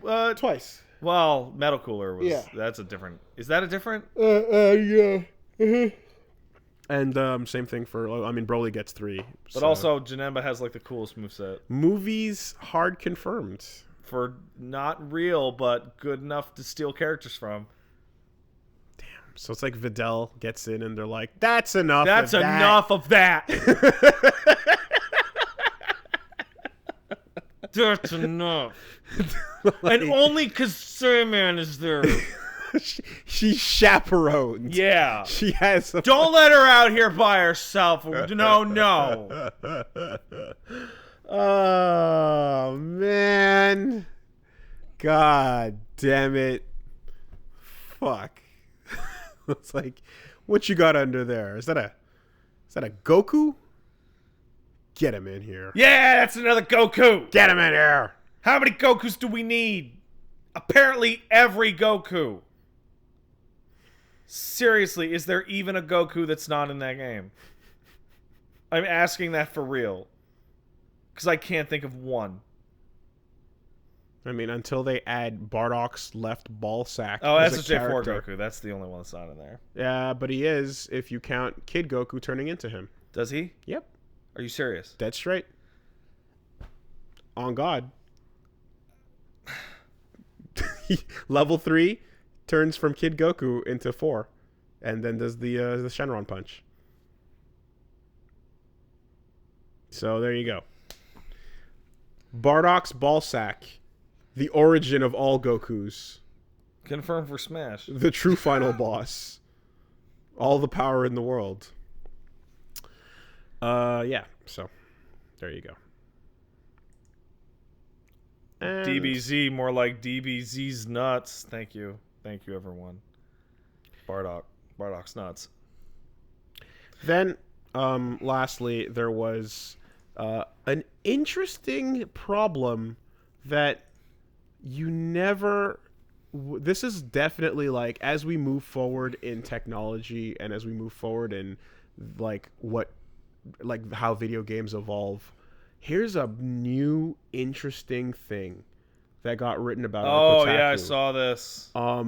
Apparently, some people working, artists specifically working on Mortal Kombat 11 that were designing like some of the fatalities and the more gory things, are straight up getting PTSD. Yeah, they're taking psych damage And- from constantly working on hyper-violent shit. And it's like, you know, there's hyper-violent stuff in movies and just hyper-violence in moments and games and whatnot. Obviously, Mortal Kombat is one of those that goes way over the top. Yup. Pushes the envelope because that's what it's known to do. And what's really happening here, because at first I was like, oh, I want to know more about this, right? And so the artists that are talking under condition of anonymity are kind of describing that they're having dreams and kind of these real bad real fucking bad dreams. stuff. And it's not even so much the work on the game itself. It's the combination of like, because like at a certain point it just kind of comes down to like one guy was saying it comes down to the beats of the actions. Like you're treating it like an animation, Right. And you're kind of looking at it in a very technical way. But it's the reference material that you have to look up. So people You're looking at anatomy photos and people that also- are yeah. new artists and new people on the team are joining, and like the first thing you're doing is watching cow guts bleed out and paying attention to how the viscera moves and watching all kinds of super gory, dark, fucked up stuff that is supposed to give you the accurate way to display it for the fatalities. Yeah. And that is fucking people up. That makes a lot more sense. Yeah, you have to watch really. That's actually obvious. That's like now It's- that I think about it, It's very not obvious. the thing. It's not the game. It's not the work. I mean, it is to a degree. No, well, it's not the animation. It's the reference it's the material. reference material. And a lot of the people. This is such a new problem that no one really considered or thought of. And like, so the team was kind of like having these moments where like, what the fuck? And this one dude was like, yeah, like I look at my dog and I just see the organs moving. Like I don't, you know, and he's just having these weird like things. So I like that. yeah, bad, big bad. And so there's obviously nothing in place to really kind of be like, hey, boss, I kind of feel You rotate somebody in on this. you know, there was nothing really in place to kind of like bring that up. And there wasn't so much a thought that you would even need to do that because they're kind of just thinking to themselves, just tough it out. Like you're on this project, you know? So in a lot of cases, they kind of ended up toughing it out when they probably shouldn't have, and are now kind of feeling really queasy as a result of just being exposed to like a lot of fucked up images. I guess at the end of the day, we have to ask like, is our video game toys really worth this? And the answer is yes. Of course it is. Can I try taking this another direction? Let's put in... That was sarcasm, by the way, for everyone at home that didn't get that. Let's put a system in place, or at least introduce an idea where when you have a moment where you need to probably step off or step away, that you can do so without feeling weird about it. Yeah. And bring up the idea, just in case it hasn't crossed anyone's mind, that, hey, if you're not feeling super great, like... if you want to switch material, want to switch teams, rotate out, do whatever, give people that option, you know, to not necessarily like force themselves to like learn to grit through like war images. Well, listen, Wooly, here's the thing. I mean, I'm not telling you what you need to do with your time here at the company, but I'm just saying that you can either, do your 9 to 5 working on the animated guts, or you can go down to QA and work 14-hour days. Yeah. If you really want to put the effort in to make the game better. I remember that. That's the problem that I actually see, is that nobody gives a shit. Well, we don't know. We have to see, because there's no discussion about the actual reaction. Ed Boon is standing behind them, cracking a whip and throwing guts on the floor. We actually, again, also, one of the things they sarcasm, brought up again. One of the things they brought up is that it's bad when the new people are just browsing through their fucking not what's the snuff footage shit almost, and just not even batting an eyelash anymore, where you're you're 2 weeks in and you've already gotten used to it because you're just walking around the office and everyone's desk is fucking full of horrible shit. Well, we've talked about that time in our life when we were young people and we would look at horrible shit to tell ourselves that our dicks were big. And then the light goes out. And then we had the moment where we're like, oh, soul's dead. Gotta walk away from this lifestyle so that my soul can grow back. Now, what if instead of just, a self-dare, that was your income? That was your job. It's a little harder to step away from that. And that puts you in a very awkward position. So, yeah, that's a brand new, unique 2019 problem. And congrats, we've discovered a new form of human suffering. But remember, no titties, though. No titty. No nipple. You know what I want to see? We want photorealistic dog guts on that nipple. You know what I want to see? But no nipple. I would like to see an interview with the gang working at the animation the animation team over at Dead or Alive, and or those weird, creepy anime games. And I want to see, I've been working on these titties for 8 months to get the jiggle just right. I look around, all I see is titties. That chair's a titty. Right, yeah. My arm's a titty. You don't want your fucking team getting PTSD, guys. That sucks, man. So, I was just randomly reminded in my brain that an earlier point I wanted to make in Game of Thrones, because Let's hear it. It's still washing over me. I've been dragging this FF7 shit in from nowhere. You do the Game of Thrones shit. I just remembered that at some point I thought and realized to myself that the world could have been saved by a boner. If a dude could just chub up. All he had to do was chub up. Wait, what? And the world would have been saved. Or at least disaster could have been averted. Crisis could have been dodged by one man's boner, Pat. Wow. One boner. It's a powerful boner. And I want everybody who knows to think about that. Could you chuff it up to save? I don't know what the context is here. Could you chuff it up to save Countless? I don't think you're using the word chuffed correctly. Or fluff it up? No, I'm definitely sure you're not using that one correctly. Could you get yourself? Could you pork on? Could you pork up a bit to get it going? Squeeze the helmet a bit? I need context here, man. But I don't want it. The World of Thrones. Crisis. You know what? I'm going to say no. I don't know what you're talking about. I'm going to say no. One man's boner. That's all he had to do. No matter how gross you feel, just commit to save lives. Lives. Really. And that's real talk. That's real talk. Okay. I mean, fuck, dude. Even if you couldn't, just push rope. Push rope for the love for push rope for the sake of the fucking innocents, for the children, for posterity's sake. I'm getting real confused about what character motivations are in this story. Push rope to save lives. That's what I'm trying to say. God damn it. All right. Going over to emails now? We're going over to emails. Hey, if you want to send in an email, send it to castlesuperbeastmail@gmail.com. That's castlesuperbeastmail@gmail.com. If you do, it might sound a little something like this. Wesley says, yo, Pat and Wooly. Yo, what up, man? Old ass fan overthinks life over here. I got time, and I want to ask you, you ever truly think about your reach in terms of what people are doing while they're listening to you guys? Yeah. What's the best situation you can imagine? Pushing rope. A lot of...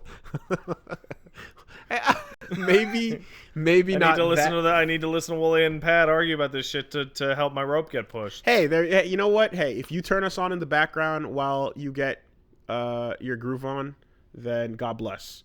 I'm glad I could be used as a facilitator. I'm glad that this voice right here, this voice right here gets you going. I'm happy. I think the one that freaked me out the most was, I think it was on Paige's stream where they saw the way we had the laptop set up in front of us for like Streamlabs and shit like that. And the person said, oh, cool, we saw that and gave us an idea for work. So now we have a laptop and a camera and stuff like that set up for work when we do surgery. And we were like, oh! Wow. I mean, the setup we have isn't even really all that special. We just put a laptop in front of us. Wow. Or a monitor, that's you know, that's wild. And it's like, oh, there's more reach than we expected for sure. Wait, because surgeons are smart people, right? Yeah. What are they doing watching any of our shit? I assumed all of you are dumb. Maybe check back in to see if he's still a surgeon. I don't know. Just last week, I spent 9 hours strapped down to a chair getting stabbed approximately 3,000 times. That's a tattoo. In the head while listening to docile tones of you two chuckle fucks. I had a hair transplant. Oh, that's apparently very painful. Yeah, I imagine. And you two smoothed it out the ride big time, so thanks. Much love. Cheers. Sounds like a tattoo, because, yeah. Sounds like a awful idea to listen to us while getting that done. Actually, because the number one rule that I've heard for many, many years is, hey, don't go to the gym and listen to a podcast that might make you laugh. Right. Because you could die. And if people are stabbing you with a tattoo needle or a hair transplant, the last thing you want to do is bob your head around. Problem is that like, I can say first, why am I blanking? Why are you liking? You all right? I can say from first-hand experience. I forgot the word first-hand for some reason. You're getting old. That when doing tattoos, I brought along my Switch, and that was a joke. That's a stupid joke. That you're not. You can't fucking. You're not. Don't move. Yeah. No. Moving is not the problem. Yeah. Oh, you can't pay attention. Yeah. You're not concentrating on that. You can't. What, you listen to an album or something? Reading of any kind, like whatever you do, can't be active. It has to be passive. Has to be passive. So it just became podcasts. Does that even include like chatting with the tattoo artist? Exactly. Yeah. So we talk, and then and a podcast is playing in the background, and that's the only thing you can do because it's passive. Yeah. You know. So that's where. And not a funny podcast, right? I've been listening to some funny ones, but like you know, I know I can laugh and not move. Like I can contain that. Okay. Use or just use podcasts that are funny but not that funny. Oh yeah, humorous, yeah. So there's that. We got one over here. Drink Moxie says, "Yo, Moxie, what up?" Dear Black Knight and Court Jester from Castle Super Beast, why is it that people get excited for a remake of a game, but when a movie remake comes out or gets announced, everyone freaks the fuck out negatively? That's a pretty good question. Also, thank you for sending me down a Chernobyl hole after last week's podcast. That's a very good question. It's a super cool, for one, Chernobyl hole, super cool. Yeah. It's a fascinating event. Yeah. So that question is really good. Is interesting. Yeah. And I think it's like you feel it right away because video games are an interactive medium. Yep. You can flat out improve the interactive portion.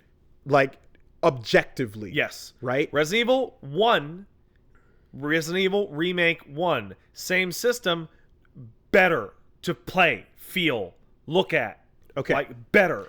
Film and, like, high-res modern movie making, digital and such, is a direct upgrade, right? Yeah. However, CG versus practical effects still being debated. Also, like, depends on how you do it. Let's take a good example. A remake in movies, you have remakes that, just like in games, you do occasionally have the remake that invalidates the original. John Carpenter's The Thing makes The Thing from Outer Space look like a fucking joke. That movie doesn't exist anymore in most people's minds. There's only John Carpenter's The Thing, right? I don't know anybody who went back to the original Scarface or who went back to the original House of Cards. Right. But so it happens sometimes. If you were to say make a remake of John Carpenter's The Thing or a spiritual whatever, like they did, well, one, John Carpenter's not directing it. Two, Kurt Russell's not there. And I'm not going to sit here and say that voice or performance capture actors are not a big part of video games. But when you have a character-driven film, there is little more important than the actor that is going to be on the screen. So when you turn that into a different person, and not just a different voice, not just different, like, it's a big fucking deal. I'm going to use Resident Evil again. How much of the acting in Resident Evil is even in the game? It's like 5% of the total game. And also, Resident Evil 1's voice acting is a legend for how awful it is. But that didn't stop it from being a great game. Now, film, on the other hand, is, like, in a lot of cases, old classic films, like, literally stand up and hold up and don't need revisiting. And you look at it and you go, this is just as good as it was the day it came out. They continue to be excellent. Yeah. Right? The, shots, cinematography, script, writing, planning, acting, delivery, all these things there's no replacing these required because they're still top notch. Like, I appreciate Goodfellas. It's not a movie I would watch again, but it's a great movie. I obviously recognize that. The oneer in Goodfellas with the fucking walking through the club and all that shit. Yeah. That wasn't a new idea then. Yeah. And it's not a new idea now. It's still one of the greatest shots in awesome. film history. Yeah. Single shots in film history. You honestly, like, that's the thing is, and games do risk the losing things in the update as well. But games, it's much more obvious and clear how much there is to be gained. Yes. By the upgrade to gameplay, by the upgrade to just mistakes that, like, mechanical things that failed. In some cases, just literally the if you're talking about 3D games, so in some cases it's like literally the model just looked like shit. So let's take, for example, because you're talking about the nature of technology, right? Let's take a movie made in 1968. Just random fucking movie, right? The film is not going to be as high quality as the shit they film on now. It's going to be grainier, right? The lighting, probably some techniques got invented. But at the end of the day, if you look at a good movie shot in the 60s of two people talking in a room, it's going to be appreciable to a good movie shot now about two people talking in a room. It's going to look stylistically different. It's going to, people are going to have different hairstyles and all that shit. But the core of it, which is the acting and the shot composition, doesn't matter when it was made. There's going to be trends and styles and all sorts of shit. And sometimes technology will inform those. Like bullet time is a really good example. That's a type of shot that couldn't exist prior, right? But in games, it's so easy for this question because it just came out, right? You have fucking dog shit PS1 models who are their arms are flailing all over the place because the characters can't fucking talk with their mouths. In a best case scenario, the game itself is great and really doesn't need revisiting, but it was on a console where the controller sucked and the loading time was awful. Yeah. So just that alone means you're like, well, going back to experience this means fucking around with a bunch of shitty loading times and or disc swapping. Think about every game that came out that was in 3D before camera control got fucking figured out. Oh, God. You could re-release all of those games now yeah. with a second analog stick as they are, and they would just be better. Right? They'd just be better. A lot of Dreamcast stuff. So it really, so like that's the thing is games just lend themselves naturally to being revisited because there's so much obvious things to improve. For fuck's sake, look at Monster Hunter World. We were just talking about it. You know what Monster Hunter World is? It's a remake of Monster Hunter 4, and that's a remake of Monster Hunter 3, and that's a remake of Monster Hunter 2, and that's a remake of Monster Hunter 1. Now go back and play Monster Hunter 1. Guess what? That game is garbage. It is shocking that a series came out of that. Do you know you attack with the analog stick in that fucking piece of shit? That's amazing. It is terrible. Meanwhile, when you reshoot, refilm, recast, and remake the movie, you're probably, what are you dropping in the process? The performance of the amazing actors that were probably in the original. Yeah. In many cases, Swapping them out for new performances that might not be as good.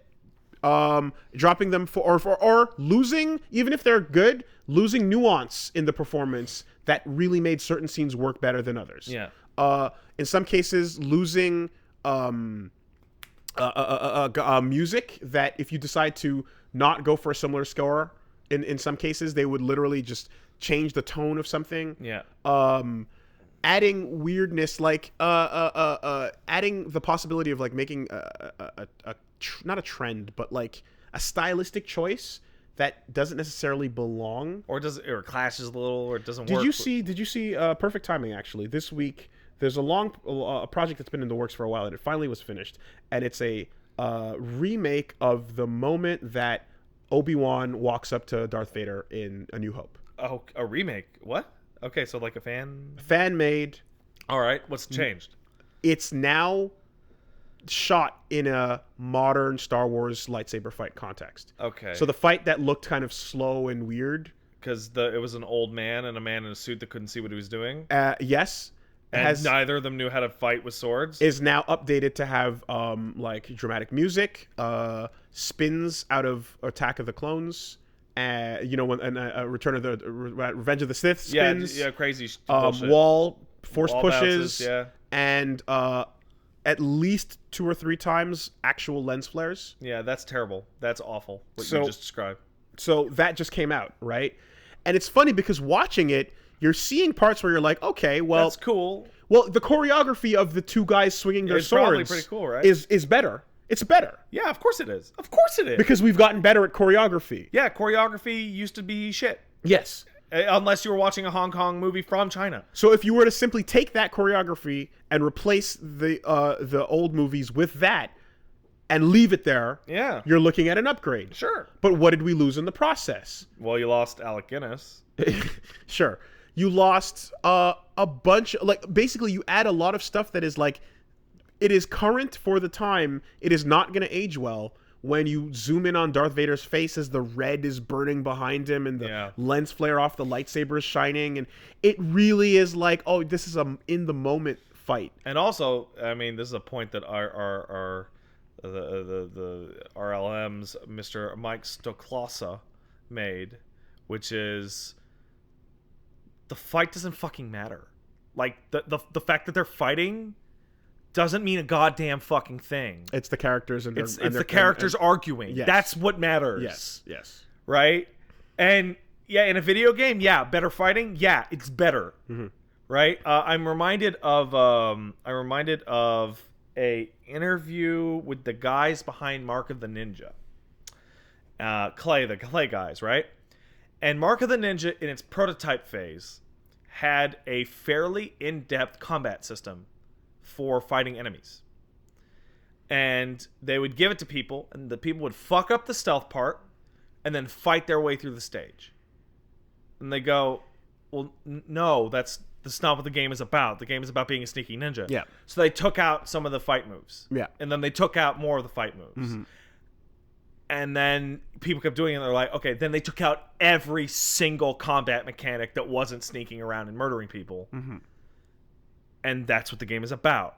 Just adding things isn't necessarily better, right? Or are you diluting your message? Yeah. You know? Like, what is this actually about? Yeah. Is this about the fact that these two have an ideological difference and they're arguing and Obi-Wan's like, "Hey, Darth, you're a fucking asshole." Or is it about the fact that Obi-Wan is cooler with his Oh lightsaber my god, he's such a cool than fighter. Darth Vader is. Yeah. Like and like it's Mike points out, or Alan points out, it's like the most important part of the fight is when Obi-Wan turns the fucking lightsaber off.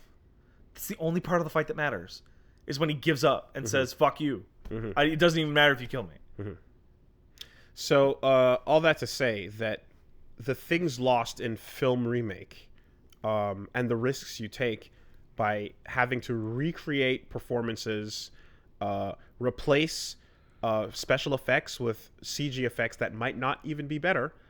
In some cases, replace score with, like it's you're really doing a lot of questionable moves that are rolling the dice on whether they're going to actually be better.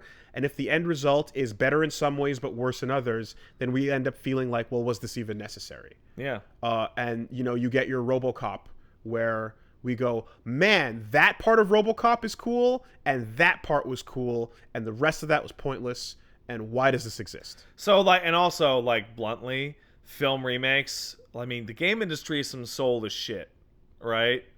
The film industry never forgot what the idea of a fucking soul is at this point. Like a film, when you got to see RoboCop, one of the all-time greatest 80s R-rated action movies, get announced for a remake, you immediately knew it would be bad. And you were right. Because it was being made because people know what the word RoboCop is. That's the only reason why. Right? When you Total heard... Recall? What's that? Total Recall? Yeah. Yeah. Same thing. It happened to a bunch of them. Right? When you heard that Resident Evil 2, one of the all-time greatest late 90s horror violent action games, was getting remade, you went, oh, cool! That'll probably play better and be more violent and cool looking, and they'll do these scenes in these cool new ways that they couldn't do at the time, even though they wanted to. Because games, up until 30 years from now, still have types of things they want to do that they just can't. And here's the other part too.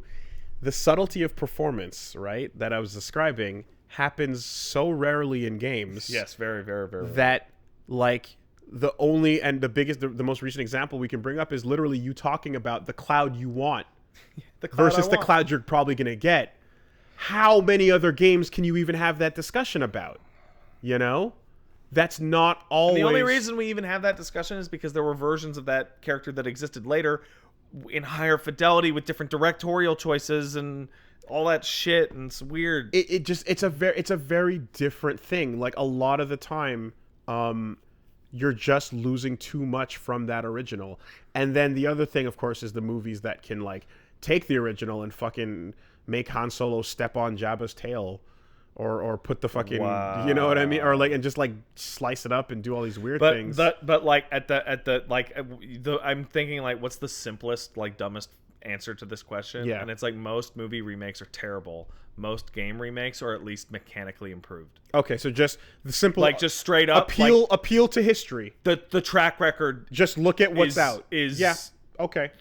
One pretty good track record. The other, near exclusive disaster. Fair enough. So yeah, on the closing point then, even if you disagree with the reasons and breakdown of what we're trying to talk about... There are so many bad You movie can just remakes. look at the numbers of it. Yeah, that's fair.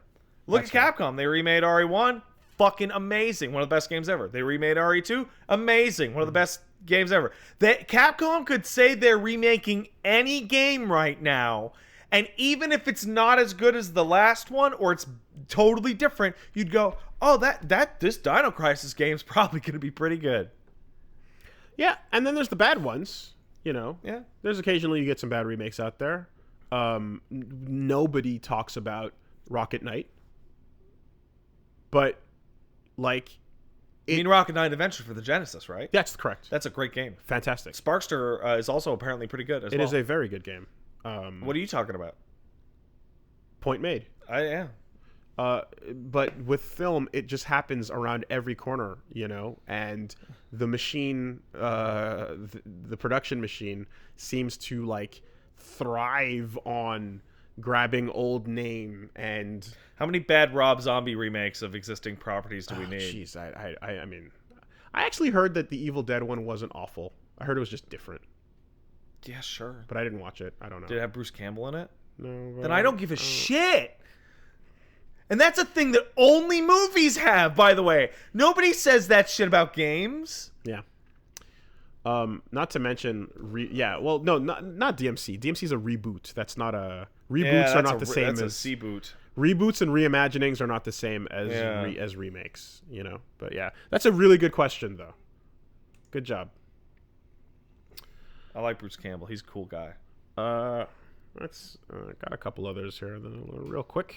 Yeah. Run through. David says, I just watched District 9 again, and I was reminded of the mech designs in that movie. They're cool. The mech warrior style bipedal tanks. To get in, you pilot the machine, but it has to drill into your forehead and into two sides of your chin. At least an inch. Yeah. Would you pilot a mech in real life if this was the only way to do it? Hell no. You will have visible scars. Fuck off. That's insane. Like, that is the least worth it thing ever. And the idea that you couldn't make a version of this that didn't require that is stupid. The technology for that brain shit already exists. I will not be participating in your stupid technology until you make it better. That's wild. That's like any dream piece of technology that I have where your requirements are stupid and seem like the setup to a horrible plot. You know what? Let me I'm not interested. Let me even simplify that. The setup to your cool new technology involves a bunch of shit that I saw in my dad's garage. Fuck that. Yeah, sure. Hold right there. Fuck off. Fuck off. You could get your Deus Ex bionic arm of the future. All you gotta do is sacrifice a loved one to make it compatible. Yeah. Sounds good. Worth it. I got some loved ones I love a little. Soul Stone. Come on. District 9, fuck off with that. Yeah. We're not doing that. The bug people, though. Well, it's like, wait 10 years, and then they'll fix it. And then anyone who has those scars will feel like an idiot. No scars on this shit. Not to mention, single malfunction of any kind, and guess what? You're fucking... Let's ask some dumb motherfucker that implanted their iPod Nano into their abdomen what they think of this. You're just fucking dead. Any little problem during that type of process, and you're fucking dead. Like, why? Anyway, yeah, no. We got one in defense of OG Full Metal Alchemist. Dear Castle Super Beast influencers, this is from Josiah in Texas. I love this talk of stories dropping the ball at the finish line, and I feel it's a bit different in the case of original FMA.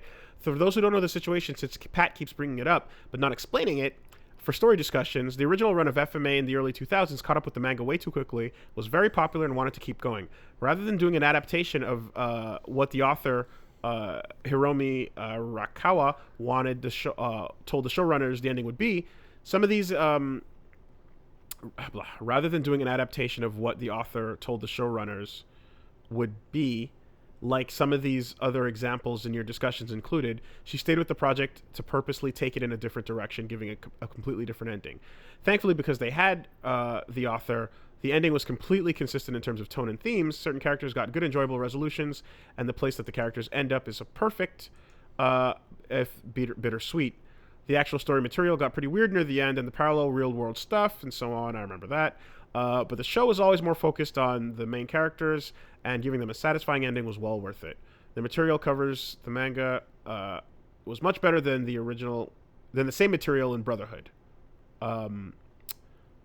Sorry, it goes on a little bit. Right. The problem is that after that happened, fans complained about the ending because they didn't understand the major themes of the show, so they created a new ending movie, The Conqueror of Shambhala, which completely blows, gives the show much more sappy and basic, everyone is happy, no consequences or sacrifices on the journey kind of ending. I was worried that the ending of Brotherhood would not be able to capture that bittersweet feeling as the original, but the thematic ending for Brotherhood is as perfect as it gets. Sorry for the long email. FMA is one of my favorite works ever. Nah, FMA original sucks, bro. All right. Nah, that shit sucks. That shit is stupid. Good email, though. I forget a lot. forget a lot. But sure. Getting bored halfway through games. Oh man, it's a real problem. Yeah, John says, Dare Ultra Temple Demon. Until a few weeks ago, I've been playing P3. Played through 5 and I loved it. Wanted to play the other games. Was having a blast, but when I got to summer vacation, I got bored. Had no idea why. Struggling to even get to the main menu now. Ever happened to you before? I always tell everyone they can't. If you want to play any game that says SMT on it, you have to go from the farthest back in time point and move forward. You cannot go backwards. There are series you cannot go backwards. Yeah. There are too many things that they fix and they add and they tweak and they polish, and then you go back and you go, what the fuck do you mean I cannot choose my skills? What do you mean Mitsuru won't listen to me and will just do Marin Karen until I am dead? See, but in the case of like Steph, I had to go backwards because I was like, let's even see if you like this with the best version of it. Or is this just a waste of time? Yeah. And then if so, then like, okay, proof of concept. All right, now you can check out the others. And you're a bit more ready for the difficulty that comes with the obtuseness.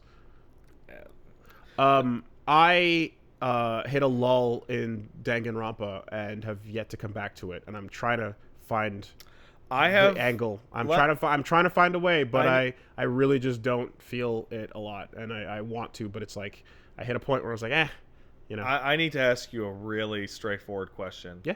The other day I loaded up Danganronpa 1. Yeah. And I'm reading through the intro. Yeah. And it's like, this guy's the most powerful manga artist, and this lady's the most powerful fashionista. Yeah. And they're showing all the, and like, I'm just overpowered. Like, this is fucking stupid. This is fucking stupid. And like, ended up like Alt F4ing before I got to control a character. It like, do I have a shot at liking those games at all? Slim. But I would say play to the end of the first case. All right. Like a Phoenix Wright type situation. Yeah. Play it to the end of the first case and decide how you feel. All right. But it sounds like you're probably going to hate it. Because like when I played Ace Attorney, I pressed start and within like 10 seconds like, oh, and I played 999 and I pressed start. I was like, oh, wow, cool. The tone here is super different. And like the tone in Danganronpa is very different. And I'd start Danganronpa and I'm just like, yeah. And then I hit like, yeah, Danganronpa is it does the tone in Danganronpa is slapstick violent. So it's like characters and their designs and the things they do are full on slapstick, but then serious violence happens. Okay. And it mixes between. I guess I'll give it a shot. It shoots back and forth between the two. Because I've heard people have been telling me to check it out for so long, and I've heard such good things. Play through the first case. All right. That's it. You know, and if you really don't feel it by that point, you're safe to eject, because what you get up to that point will thoroughly be a microcosm of an appetizer for what you're getting. More. All right. You know. So, but yeah, I had some lull. I have a lull currently with V3 that I need to get back around to. So, you will save this one for next time. So this is a big juicy one. There's here. A beefer there. Big beefer. Yeah, big beefer. One though. The mono beefer. Big beefer could have saved Westeros. I don't even care how spoiler it is. I'm gonna ask you what the fuck you're talking about after the podcast.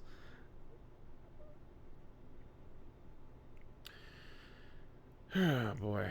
All right. So, you know, check us out. Check us out at those places we Do said. the thing. RTX. Dude. 72 hours, man. And Omnishambles. I definitely want to use that. That's a great word. And like the like, believe you me, you're watching for the wreck. You're like, at this point, just ride it out. So is this the kind of situation where it's like the car hit a bump and then it fishtailed a little, and then it hit a bigger bump, and now it's in the air and it's spinning, and the children have been flown out the windows, and all you're waiting for here is to see whether or not it's gonna land on the old man or his dog. Like it's mid-flight, and you're just like, oh man, which way? It landed on both of them. Wow, just like like there's analogies, but really like there won't be for a long time. There won't be anything that this many people care about that is this bad. That turns this bad. Like there's just no. You know, the gauntlet's been laid down, writers of the future. And, you know, for those who said even worse than Westworld, I'm like, Westworld had the fucking grace to exit my life with less than a year also on the clock. Really important about Westworld, the way that first season ends is great. But you can pretend that it ends. Self-contained. You can pretend. You can absolutely. That's obviously not real, but you can just imagine. You can 100% close it right there if you wanted to. This is not that. This is like the you know, and yeah, like even if you were to like count for inflation in a way, the impact of it, it's like the hours spent on Game of Thrones blows Star Wars out of the Star Wars out of the water. Yeah. Right? Blows The Matrix out of the water. The amount of eyeballs interested blows it all out of the water, you know? And the last thing I'll say about the naming thing is I saw there's an interesting thing on Reddit where they took a look at a chart of baby names over the years, and you can see the history of how how America chose its names. That's so bad. And how every state, what popular name was where at what point from the 60s moving forward.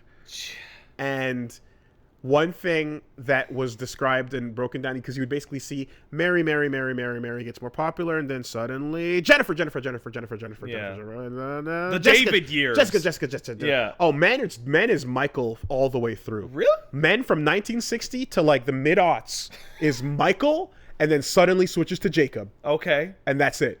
But there was a Jessica period, and I remember a Jennifer period, and then gives way to Ashley. Yeah, and then Ashley gives way, and then at one point there's a bit of an Emma phase. That was short. And then gives way to Isabella. Oh, and then like it just goes and goes and goes, right? And then in the discussion underneath, you're like, what's up with this? Yeah, right? What prompted these things? What are these phases? Literally the most popular names in America, in every state.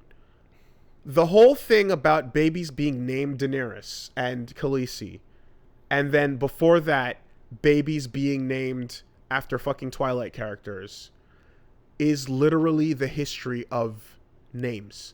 Every single explosion that happens suddenly from one year to another is based on a movie coming out that affects everyone's baby names. Yo, that sucks.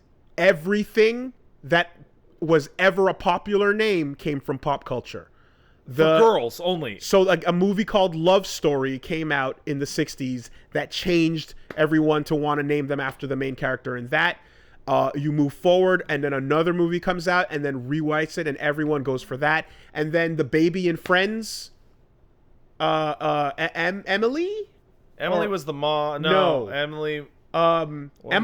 Emma yeah, was the baby in Friends. Yeah. Then suddenly Emma's everywhere. Yo, that sucks. This sucks. Then Isabella is the fucking Twilight name. Oh, Bella. And then it becomes all about Bella.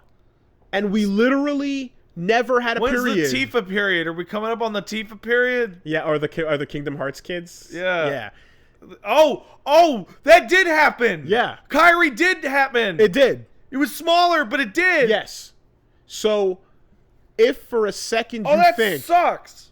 If for a second you think that like, oh man, it's so stupid that people are doing this to like these days, it has always been the case. Yo, that sucks. From the 60s, like it's literally been TV, movie. Name people kid are stupid. Name baby after thing. People are fucking dumb. What happened to naming your kids after like a great cousin or a grandpa or some shit? I mean, that still exists in the not the number one name. I know, but like, but the number one name is always the hive mind. Always. Oh, that sucks. Fucking enjoy that shit. We'll see you next week. We'll see you next time.